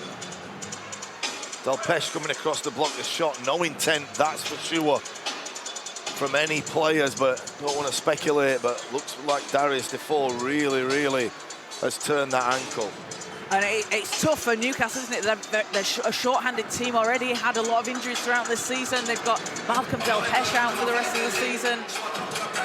Well, we only saw Will Neighbour playing maybe 2 or 3 minutes the other night in that game in Newcastle, so he's the next guy in terms of height on that bench, but I think they're just going to go and playing small ball, and Seneca Knight becomes the 5, which it's been quite fashionable these days.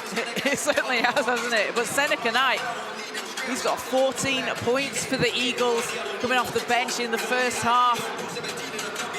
Well, small ball allows you one thing. It allows you, if you're up, which Newcastle are by 8, to control the basketball from a number of players. They're able to handle the ball, they'll be able to move it, they have to spread the floor and go for the jugular when three-pointers become available, and just everyone is being able to play on the outside. Speaking of everyone being able to play on the outside, did you see Golden State against Houston? I did, yes, Oh, because wow. I love watching Steph Curry play basketball. Oh, well, I saw a quote that at times he's playing, I know they've got Jimmy Butler and they've got Buddy Hield, but at times that, you know, Steph Curry said he's playing with 4 PE teachers and still winning. I mean, unbelievable. Steph Curry, he does not stop moving on the basketball court for the full 48 minutes. I mean, he does get a rest sometimes, but he's just an absolutely perfect example of just run around the court and be ready. And how much fun is that next series going to be against the Timberwolves? It's going to be so much fun. It's going to be so much fun. And we've talked about Fab Flournoy being in the building. You know, Chris Finch, head coach of the Minnesota Timberwolves, former, well, not SLB coach, but former British Basketball League coach. And you know, now applying his trade in Minnesota. And how great are those connections? Yeah, we were talking about Fab Flournoy earlier. Awesome. The pausing players, because Darius Defoe is getting attention after going down. It looks like he's twisting an ankle and he's going to need a stretcher to go off court, but it does allow everyone else to get a breather, and these rosters have been very small, Kaz. They have, and we saw it, the Eagles against the Riders a few days ago, very short-handed in that one, finished with 4 players on the court. You have to feel for Coach Stewart. You've already got Malcolm Delpeche, the brother of Marcus, on the other team, who's been out for a long period of bad knee injury he sustained.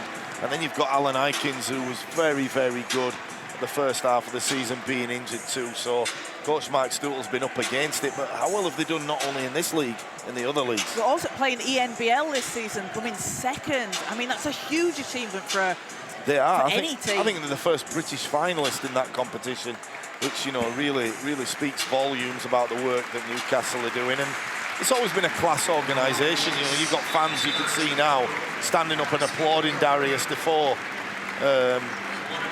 you know, from the injury, but they're a class organisation. It's always a full house up in Newcastle. Really pleased with how they've done this year for Coach Mark Stootle. Absolutely, and winning the trophy back in January as well. Just adding to the organisation's collection, such a winning organisation. Yeah. So we hope Darius Defoe's doing okay. He'll get seen to, but it's not something you ever want to see, is it, out there on the court? And as you said, Seneca Knight will check in for Defoe. So Seneca Knight will play the 5. He'll guard DJ Mitchell, and it'll move Cole Long into guarding Marcus Delpeche. So a little bit of a, are they going to dare Marcus Delpeche to try take over offensively? I would go with that rather than DJ Mitchell shaking free for those customary three-point shots. So Seneca Knight really taking up the challenge here in guarding Mitchell. Just over 6 minutes left in the third. Ashton Langford finds Irvin. Irvin passes intercepted by Pulliam. He'll back it out and wait for the rest of the team. This is where they can spread the floor. Pulliam gaining the turnover. As you can see, it's going to be one-on-one basketball and create for a teammate.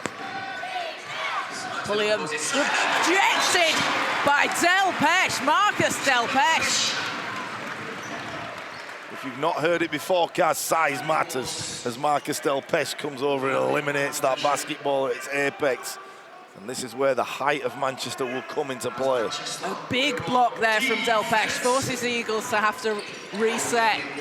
Okoro floater.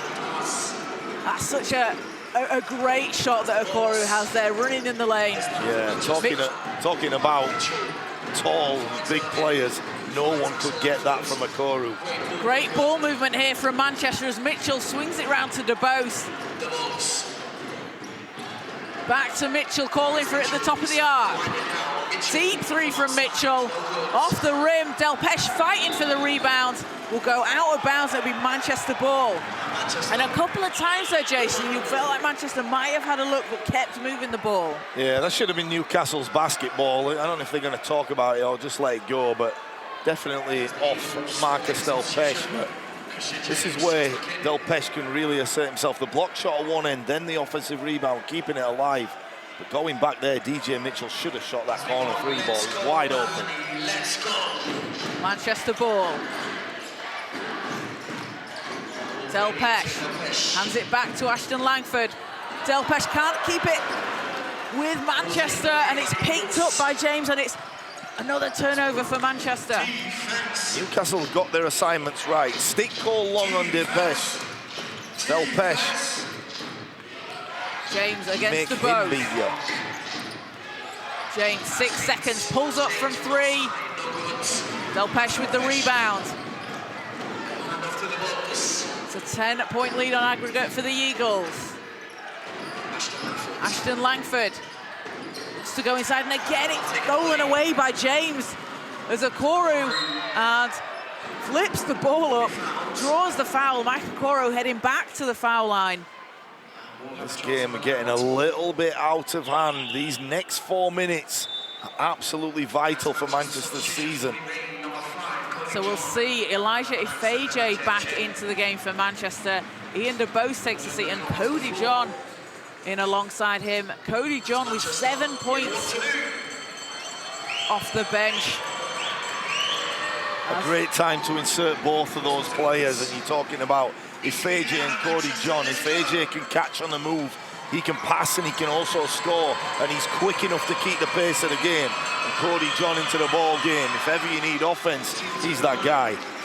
That's 2 of 2 from the line for the Eagles. Stretches the lead up to 12 on aggregate. Mitchell looking for a pass to the basket, finds it. Nice move by DJ Mitchell, not settling for the outside three. He's up to 15 points personal. Pulliam against Mitchell. James, hands off to Okoro. Into the cutting Knight.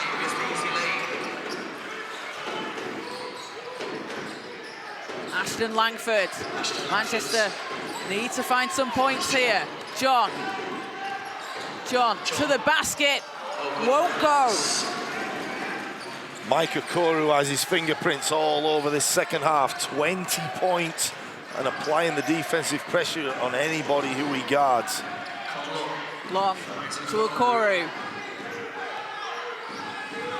Working against John. Okoro stops, pulls up.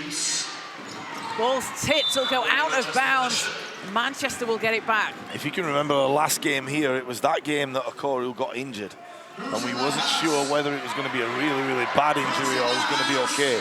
Fortunately for the whole league, he was all right, and that's why you can see him out here tonight as the FJ catches and misses the open layup. And Eagles, Cole Long. 3 doesn't go. Manchester coming back. Ashton Langford. He's going to settle things down for the team. Ashton Langford out to Irvin. Irvin, 3. It's off. 3 minutes to play in the third quarter. Eagles up 12 on aggregate. Pulliam.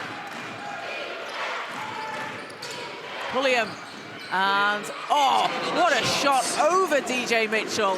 Master of inches. He didn't have a layup. He didn't have a jump shot. Just found that little gap to really float that ball over the outstretched arm of the Manchester defense. But right now, 14-point lead by Newcastle. They are in such a commanding position. And once again, turnover by Manchester. Okoro hands off to Knight. And Knight takes himself up to 18 points personal, 38 points for Mike Okoro and Seneca Knight, and a timeout called as Manchester go down 16 overall. Coach Herman Mandole absolutely going crazy with his team. He doesn't like what he sees. But definitely not time to get carried away. Manchester have got themselves into a position. We talk about finishing 4th in this league that they had no business doing at Christmas. And they've found themselves now in a playoff game where they would have taken this 2 months ago. So they're still in a position where if they can get going in this next 2 minutes, they can make things interesting. But Newcastle, with all the ball handling and pace of play skills they have on the court in Okoro and Pulliam, they're in a great position, Kaz. And the Eagles have really been able to take advantage of those Manchester turnovers again. 13 points from turnovers, forcing 14 turnovers from Manchester. 34 points in the paint for the Eagles, and they're a team that average 35 a game with still a quarter and 2 minutes to go.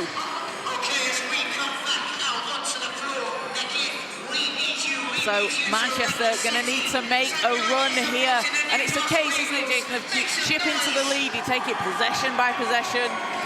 I think so. I think so. I mean, you did allude to my maths not being great, but if I work it out right, guys, Newcastle are up 16 right now, and it's just have to keep going, Manchester. You need stop, score, stop in this next minute and change, and then hopefully a couple of 3 balls thrown in there will help you, but definitely not time to panic.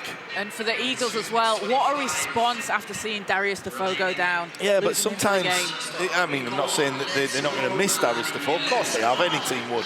However, it sometimes works out you can play a different style of basketball and stumble on something very, very efficient, which they exactly have. Ashton Langford to Mitchell. Mitchell meets Pulliam, and foul called on Pulliam. That'll be his third team foul for the Eagles. So Newcastle have gone into a matchup zone, and what it means is we dare you to shoot the 3 ball from the outside with a hand in your face, because the guards that are out there, and I do allude to all 5 of those players, can move their feet and stay in front on anybody.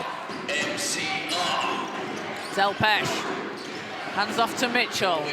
Mitchell pulls the trigger, spins out. Delpesh and Knight fighting for the ball, but it's Knight that comes away with it. Seneca Knight with a double-double. His 11th rebound along with 18 points. Newcastle looking in control here late in the third. Pulliam pulls up, long two. Ashton Langford has Delpesh up ahead. John's there. John. Hook shot. That's a nice Delpesh-style hook shot. Yeah, beautiful move by Cody John. They've probably been working in practice out together.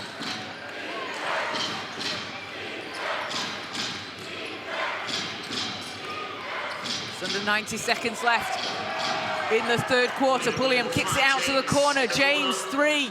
Off the rim, Delpesh with the rebound. Ashton Langford, and picks up the foul. So sideline ball for Manchester. That's the fourth now on the Eagles. Just really frustrating night for Ashton Langford. He has got 8 points. He is playing well, but every time he gets his head down and has the momentum, Newcastle are smart enough to just stop his play. Get him to take it out on the side. It's been very difficult for Ashton Langford tonight, but Ian DeBose come into the game. That's the third foul on Pulliam. John, final minute of the third quarter. John has Mitchell. Mitchell too strong to the corner, and that'll go out of bounds. So the Eagles get it back.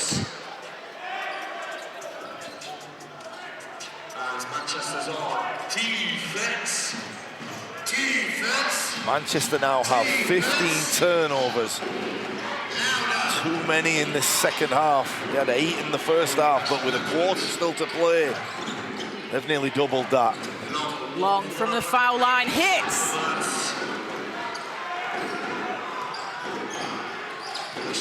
Ashton Langford finds a way, can't get it to drop. Delpesh grabs the rebound, puts it in, and he's going to go to the line. A chance for an extra one. Cole Long with the foul line jumper that he's done so well all year. Marcus Delpesh responds and keeps his team in the game. That's a big emotional play by Marcus Delpesh. And that's foul number 4 on Josh Ward-Hibbert for the Eagles. So Delpesh at the line for the 3-point play. Hits the free throw. 23 seconds left. Shot clock's off. James to Long. Long. And Ashton Langford's got a hand on the ball, knocks it away. Manchester have it. Mitchell needs to get it over the line, and a foul will be called.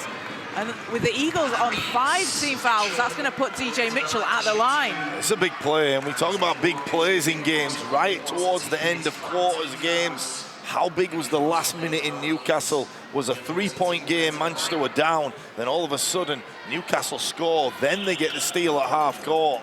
The careless turnover by Manchester, and it's a 7-point deficit, and right now, and that's big in this game. And it's just, it's how quickly the game can turn like that. DJ Mitchell, you would expect to make these 2. Curse of the commentator, hopefully won't come into play for the Manchester fans.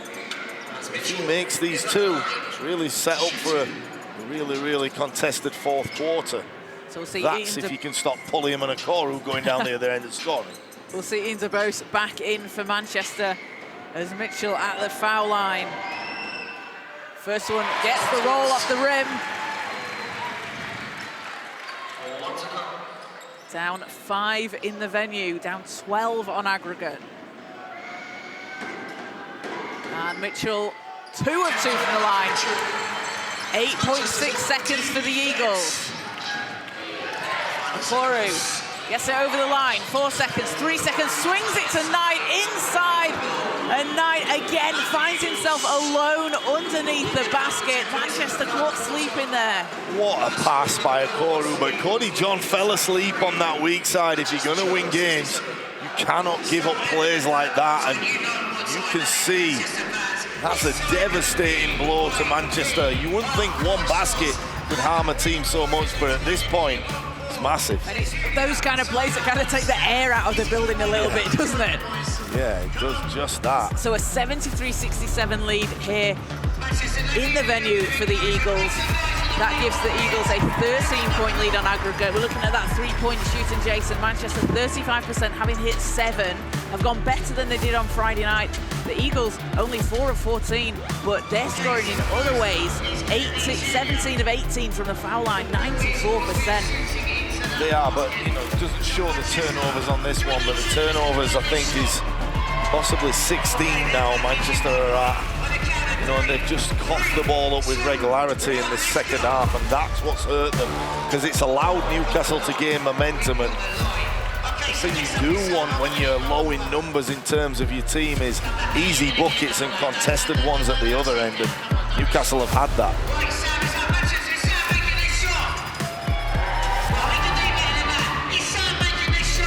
Manchester edging the battle of the boards, 32-29. 10 offensive rebounds for the Eagles, leading to 8 second chance points. 8 offensive for Manchester and 6 second chance points, but the margins are so thin in these games, Jason. It is just that. I'm just watching these guys shoot from half court. I think I did better than that, Kaz, but yeah, this fourth quarter is all poised. So 10 more minutes to play. 73-67, Newcastle lead over Manchester Basketball. The winner moves on to the semi-finals. They'll be facing the London Lions. So can Manchester cut into this deficit? It'll be Eagles ball to start things off in the fourth. Long with space from 3. And a foul underneath the basket. The ball's called for holding on Seneca Knight. Seneca Knight going right to the front of the rim as he always does, and the ball's just face guarding him, you would say. They don't really like that, the referees, when you just go after someone face, you know, not in a box out position. So I think that's where the foul was called. You see DJ Mitchell back in. DeBose takes a seat. Sorry, Del Pesh takes a seat. John. And foul called on the Eagles. That's on Okoro. Yeah, they don't mind those fouls, Kaz. They've really broken things up for Manchester in terms of momentum. You know, right there, DJ Mitchell was wide open on the left side and just didn't evolve because of the foul. Foul there was on Long, apologies, not Okoro. That's his 3rd. Ashton Langford to Mitchell, into the corner. DeBose driving baseline, passes out. It's picked off by James. Christian James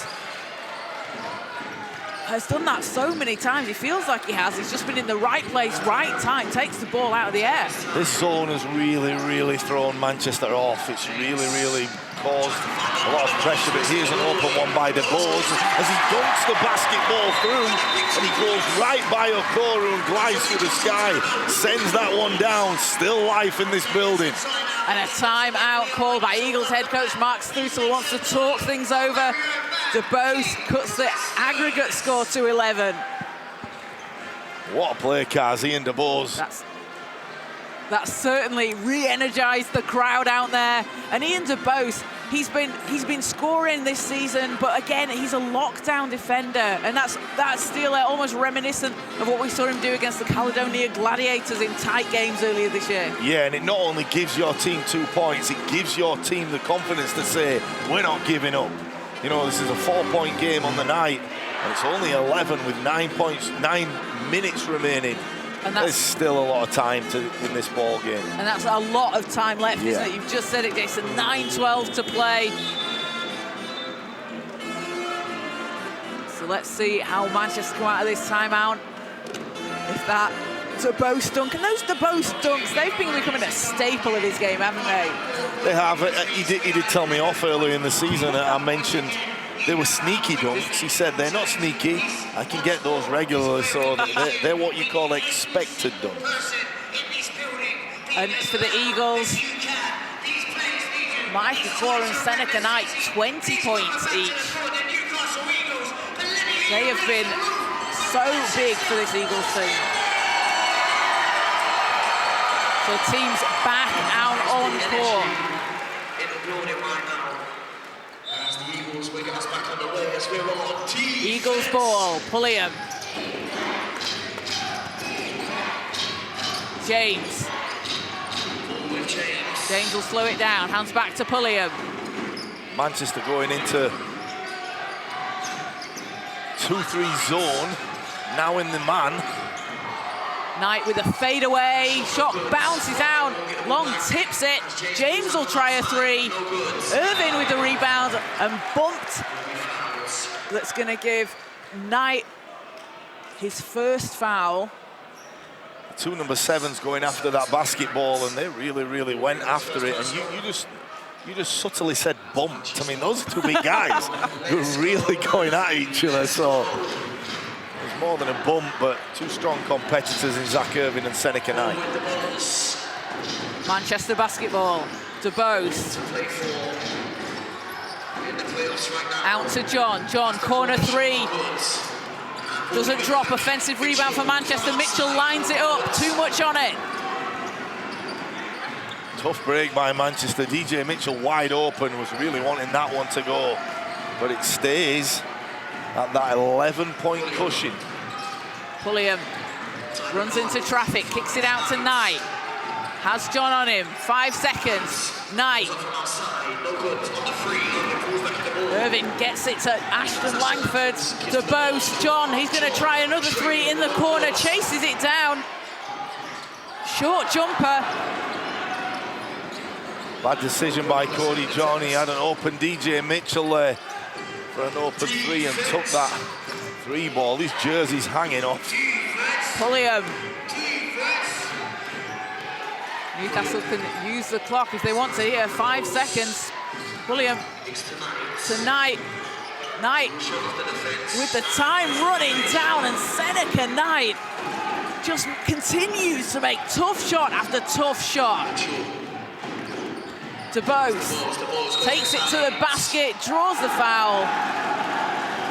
Going to call an offensive foul. They're saying Ian DeBose really threw the basketball out to initiate the contact, but on the other end, if you see it, Manchester are coming time and time again to try and flick some pain on Newcastle, but unfortunately, that man with 22 points, pardon the pun, but he's a knight in shining armor as Seneca just keeps on rolling.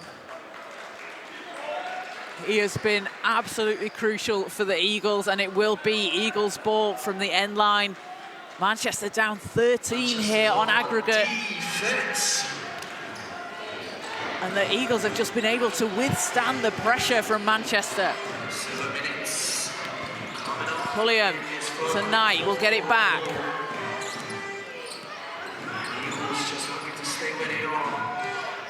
Pulliam round the outside.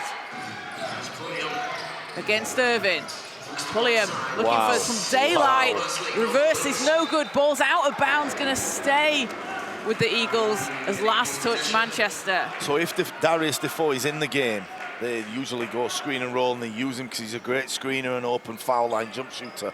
But now they're spreading the floor and they're leaving the defense to guard Pulliam one-on-one. It's not an easy task. So he won't go. John racing down the court. Okoro chasing him down. John will put it in for two. Cody John saying he got hit in the head, but Mike Okoro nearly got that block. Nice move by Cody John. Pulliam. Ball's knocked away. Pulliam picks it back up. Doubled by Ashton Langford, and Mitchell hasn't got anywhere to go, and the ball will go out of bounds. That was a great defensive stance there from Mitchell and Ashton Langford. Well, you just see Mitchell in the picture. Give him a lot of credit. You know, he didn't get it going at Newcastle, and he's missed a few open ones here, but has he played with some heart? He sure has. All season, he's really played hard. He looks absolutely gassed, too. Ashton Langford tries to get to the basket. It's off the side of the rim.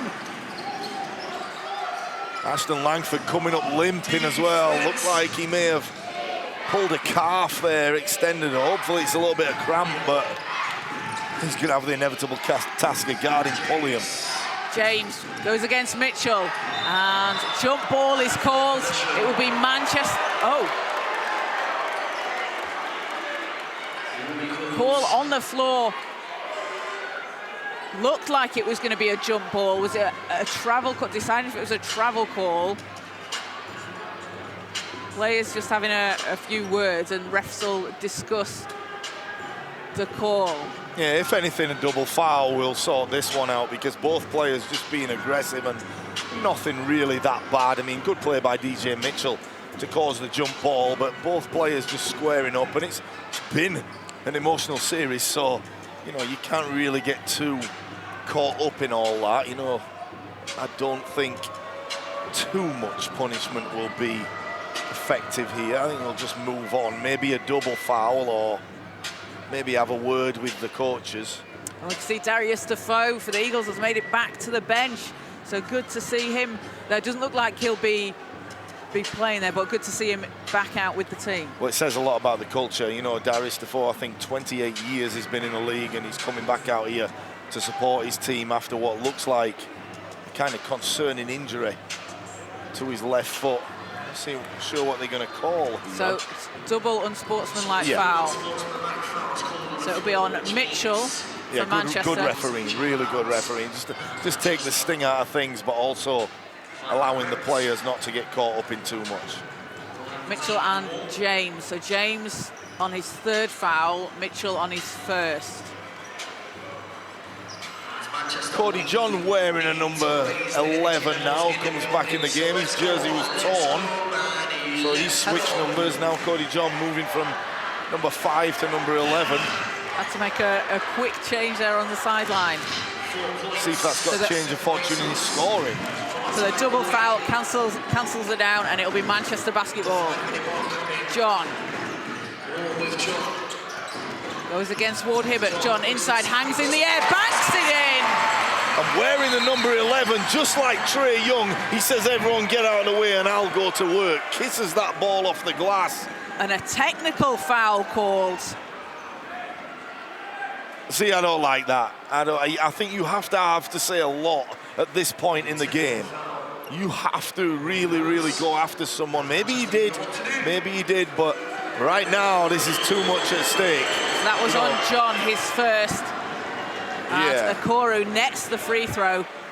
And Manchester trying to get back into this one. He's trying to force the issue. He does.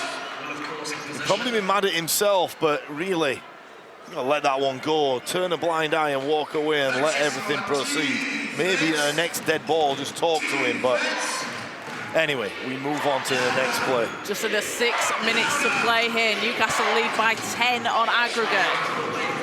Pulliam.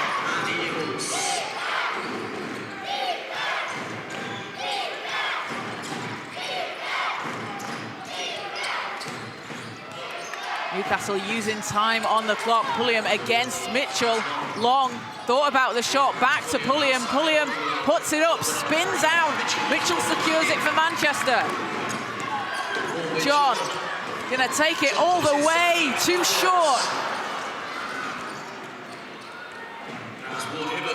Ward Hibbert has it for the Eagles.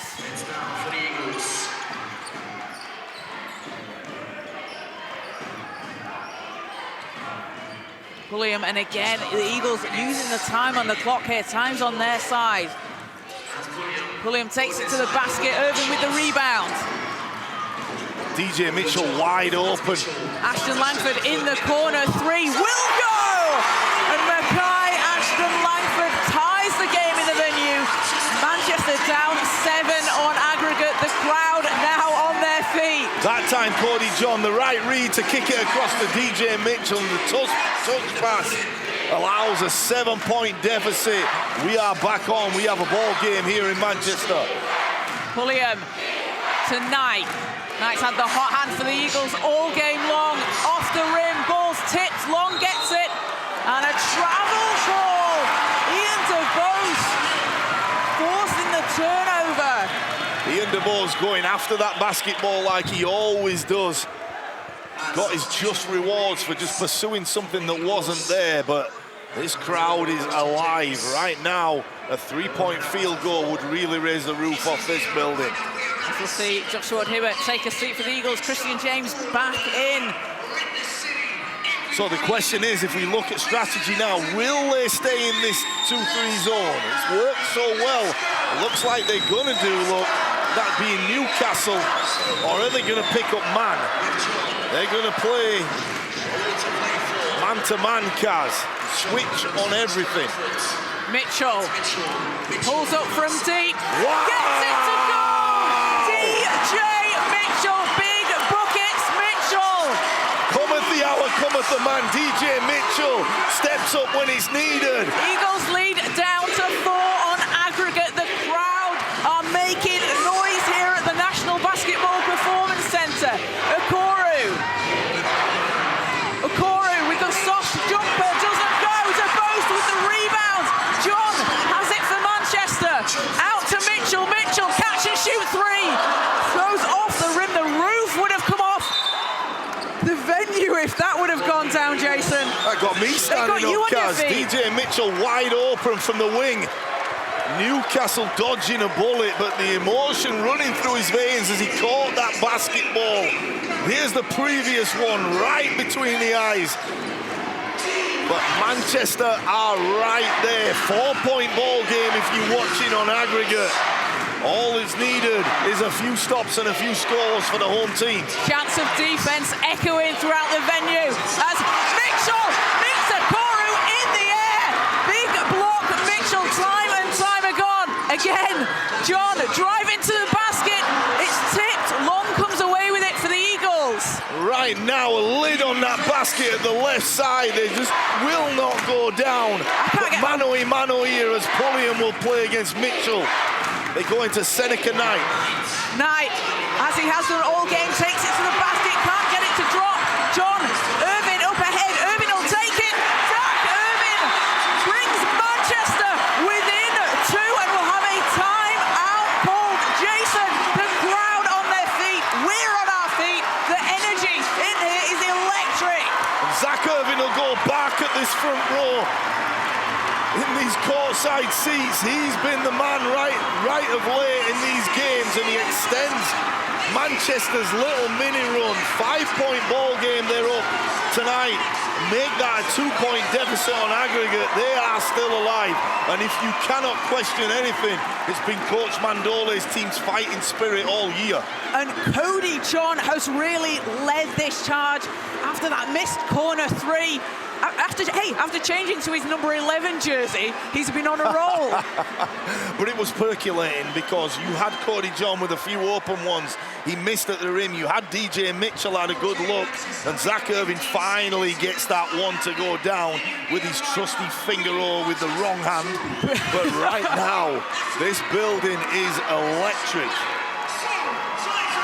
So an 81-76 lead for Manchester on the court. 154-152 on aggregate to the Eagles. So Manchester down 2 here, but Jason, you really feel like the momentum has swung Manchester's way, and I can barely hear you over the roar of the crowd. Yeah, and that's no problems with that. That's what we want in the building. But Coach Mike Stoutel and Coach Mandole really have to be the calmest people in the whole arena. Because coming out here, Newcastle, I would say they spread the floor. I would go with Pulliam at the top of the key and maybe Okoro. Try get a switch to get a bigger Manchester guy guarding one of those guards. At the other end, you just have to out-rebound and let's run. Let's go play ball at the other end for Manchester. So 2 contrasting styles now. Half court for Newcastle, speed for Manchester. Which one will win out? So let's find out. 2:37 to play in the 4th.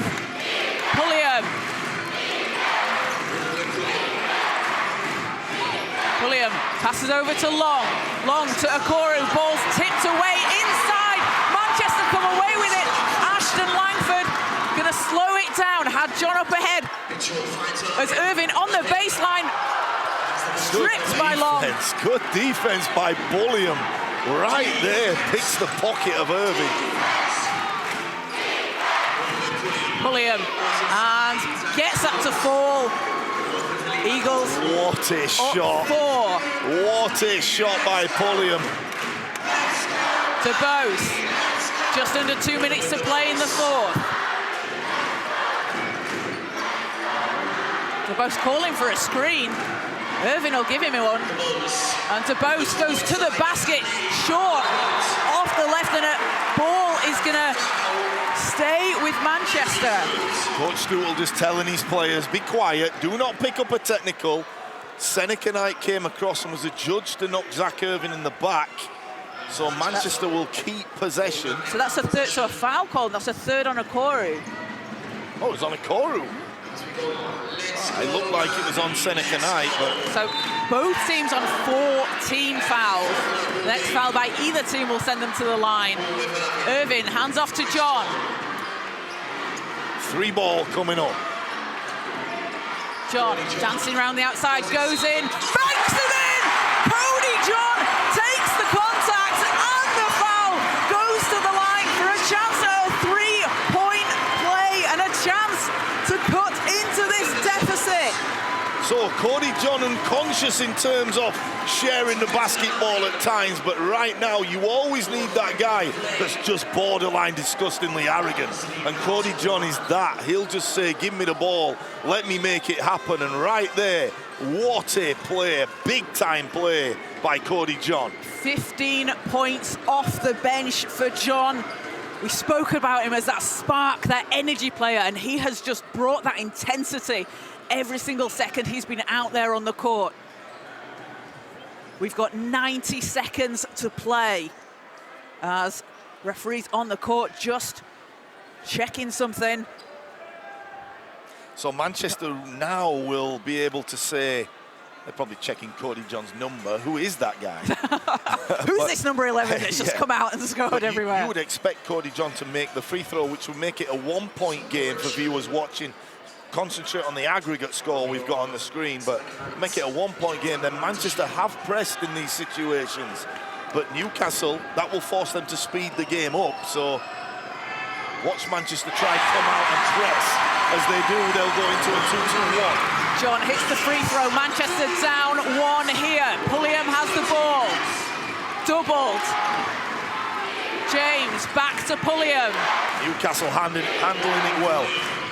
Pulliam round the outside, comes up to Long. Time running down, 2 seconds, 1 second. Eagles will need to put something up in a 24-second shot clock violation. Manchester bringing their defensive intensity when it matters. 1:06 to play. Doctor ordered. And would you believe it, Manchester down 16 points on aggregate, have a chance to take the lead.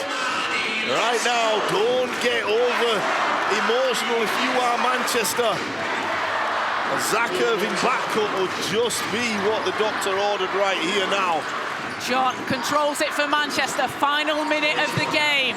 John against Pulliam, pulls up, 3, doesn't go. Bad shot. Bad shot. That's when McAllister and Langford has to come and get that basketball. Take it out of Cody John's hands. Pulliam sets things up. 35 seconds left in the game. 6 seconds on the shot clock. Pulliam dancing against the post. Pulls up from the foul line and hits. Wow. And that is what he's done all season long. And he'll put the Eagles up 3 overall. So 28.3 seconds to go. A timeout called.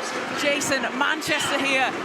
Now, it's a lot of time, 28.3 seconds. Do you need a 3-pointer straight away? It's an eternity. No, but if you're wide open, you take it. But Trey Pulliam there, that is the advantage of having a guy like him and Okoro on the floor. They can create their own shot. What a big-time shot. Can Manchester respond? Whatever you do, Kaz, you go fast. So if it's the 3-ball that's there, take it. But if it's a 2-point shot and then you can foul, go ahead. But right now, you have to just go as quick as you can and get anything quick. So Manchester 9 made threes to the Eagles 4. This has just been back and forth, Jason. What a relentless fourth quarter we've had. This run from Manchester. it's been spearheaded by Cody John. Yeah, Manchester though on 18 turnovers, which has been their Achilles heel in getting themselves in a hole. And in terms of free throw shooting, I would say Newcastle will be on top. How good has Trey Pulliam been? 16 points, hitting that big shot there from round the foul line. He's got 8 assists as well and 5 rebounds, just doing a bit of everything out there on the court. So Manchester will have the ball from the sideline. Down 4 in the venue, down 3 on aggregate. Irvin hands off to Ashton Langford. Pulliam comes away with a steal, takes it to the basket and is fouled. And he has just come up big every single time he's needed to. Well, the worst case scenario happened for Manchester. We were talking about, is it a 3, is it a 2? It was absolutely nothing as Trey Pulliam stepped in that gap and really just pinched that ball off Ashton Langford. You've got 2 real elite point guards going at it, and Trey Pulliam just wins that battle. And Trey Pulliam, an 85% shooter from the foul line this season, has a chance to stretch this to a 2-possession game for the Eagles. He's 4 for 4 today. Make that 4 for 5. Wow. So if Pulliam hits, it will still be a 2-possession game, but 4 points, maybe slightly more manageable to come back from than 5 for Manchester. Yeah. Pulliam. Seconds, good. So a 4-point lead overall for the Eagles. Manchester pushing the pace. Ashton Langford going to take it to the basket. Too high off the glass, ball's loose, and a foul called. Knight will go to the line for 2. That looks like all she wrote. Seneca Knight with his 14th rebound tonight. He has been one of the players that has really made the difference here in Manchester. And that'll be. It just looks like one step too far for this Manchester basketball team. And that'll be the 5th foul on Ian DeBose, so he'll head to the bench. So Jason, if we're talking MVPs, there's been some great performances out there. Seneca Knight, 22 points, 13 rebounds off the bench. Micah Corey with 21, 3 rebounds as Knight misses his first free throw. Yeah, Trey Pulliam, Micah Corey, Christian James over these two games, Cole Long and Darius Defoe, who's out there, have all been huge. But Seneca Knight on the foul line. Knight misses the second free throw, so misses both. Manchester still down 4. Mitchell pulls up for 3, knocks it down. DJ Mitchell brings Manchester back within 8.9 seconds to go. It's not over yet, Kaz. I was wrong. I said that's all she wrote, and DJ Mitchell says, hold on a second. If they can foul the right person here, can they get one more good look at tying this ball game or even winning if anyone misses a free throw? The question is, who do you foul? And on these occasions, I don't think you really look at percentages too much. As we can see, Mitchell's 3 there again, just racing down the court, pulls up. It's what he does best. It's what he's done all season long. So the guys you cannot foul are Micah Koru, because he's that good, and you also can't foul Trey Pulliam.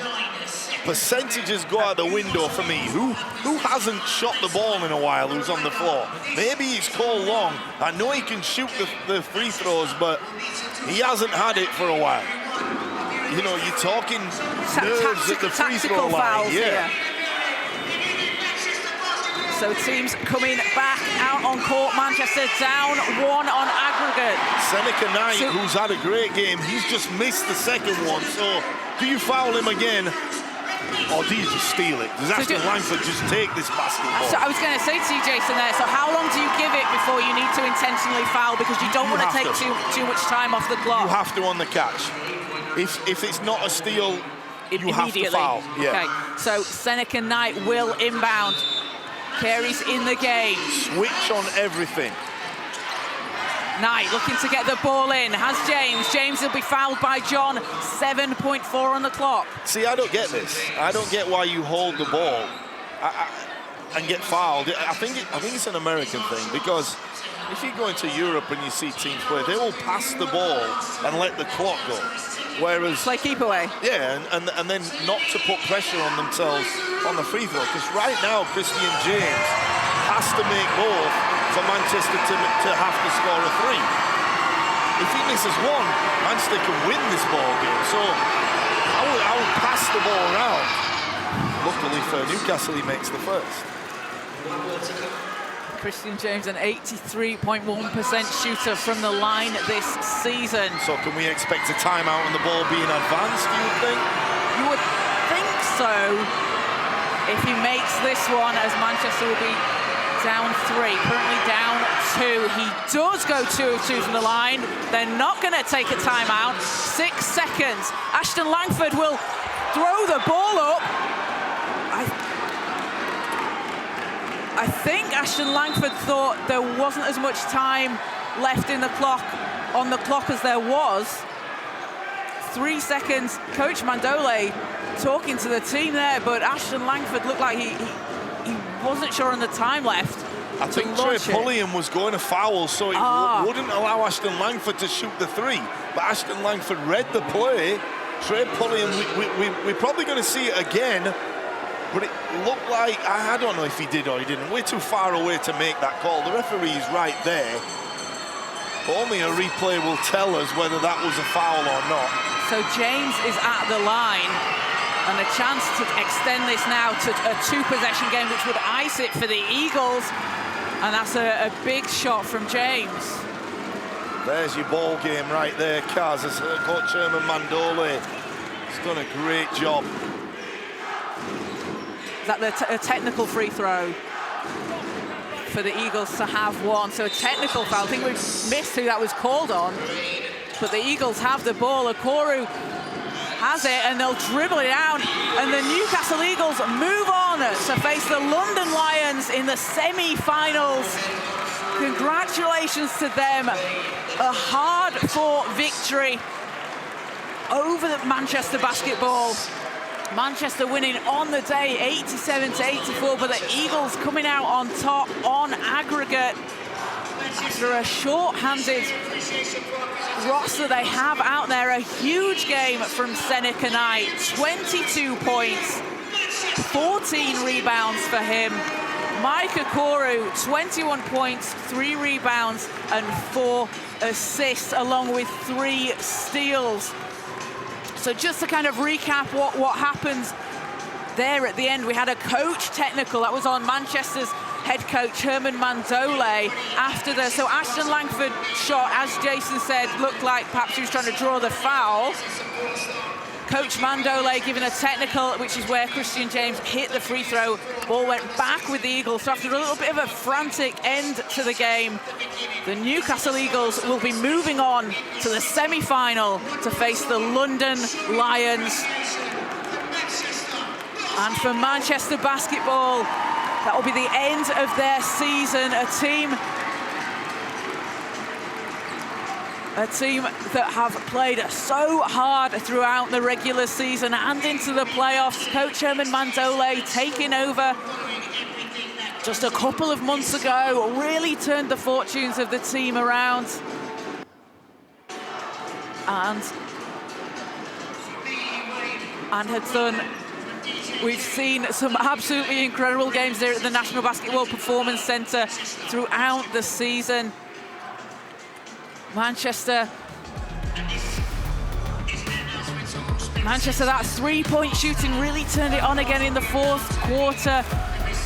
10 made threes in the game to Newcastle's 4, but Newcastle 22 of 26 made free throws, shooting 85%, 15 of 18 for Manchester, 83%, and Manchester edging the battle of the boards, 44 rebounds to 42. But the Newcastle Eagles come out on top in an absolute thriller of a game. Darius Defoe went out early due to injury. Obviously, we hope he's doing okay, and the Eagles were just able to answer. And we'll go down courtside with Jason, who has MVP Seneca Knight.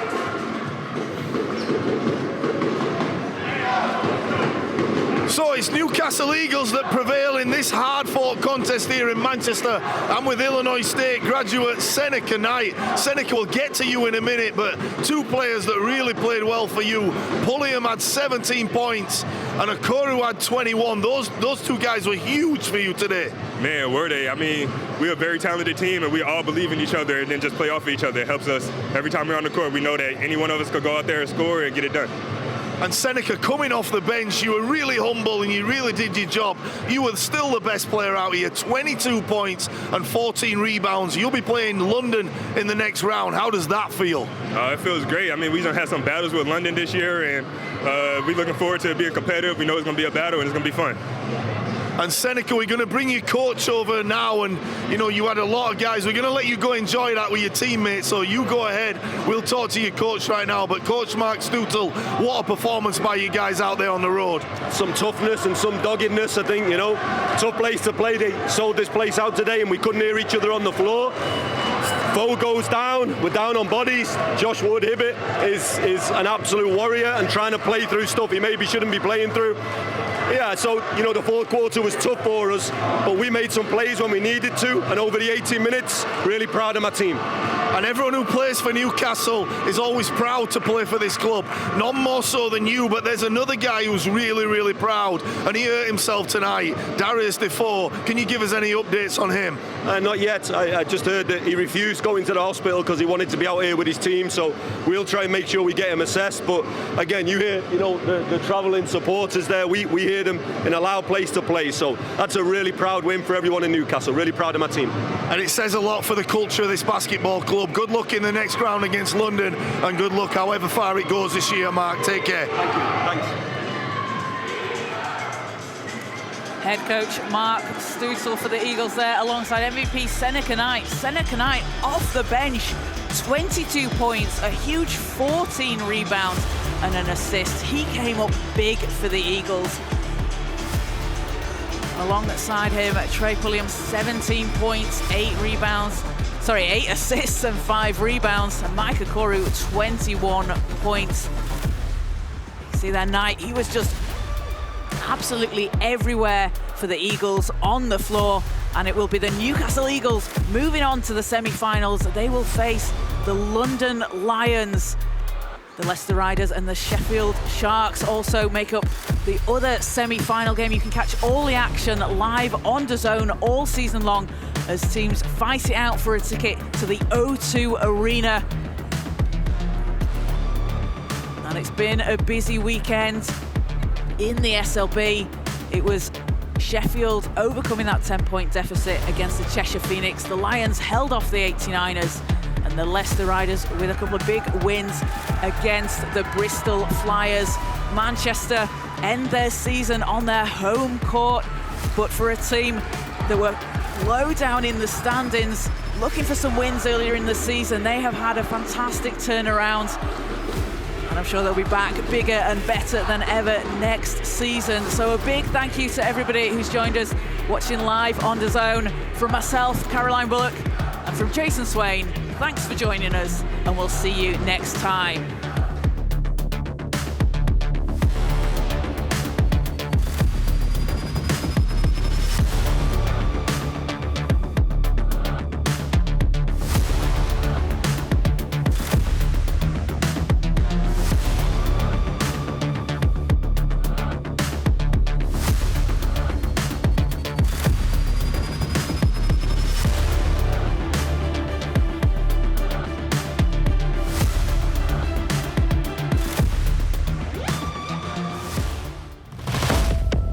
A new dawn has risen in British hoops as Super League basketball has taken centre stage. But this is about more than basketball. This is where legends rise and rivalries are written. Every game is a battle, every moment is electric, and every fan is a part of the journey. It's time to stand tall as the future unfolds and Super League basketball gets set to be bigger and better than anything we've seen before. New season, new stories, new champions to be crowned. From the opening tip to the final buzzer, every second counts. Every shot matters. Nothing is given, everything is earned.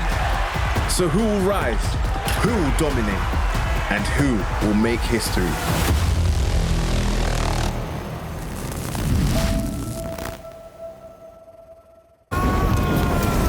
A new dawn rises, where champions emerge and redefine the game, where limits are tested and greatness is unleashed. This is when legends are born. Super League Basketball.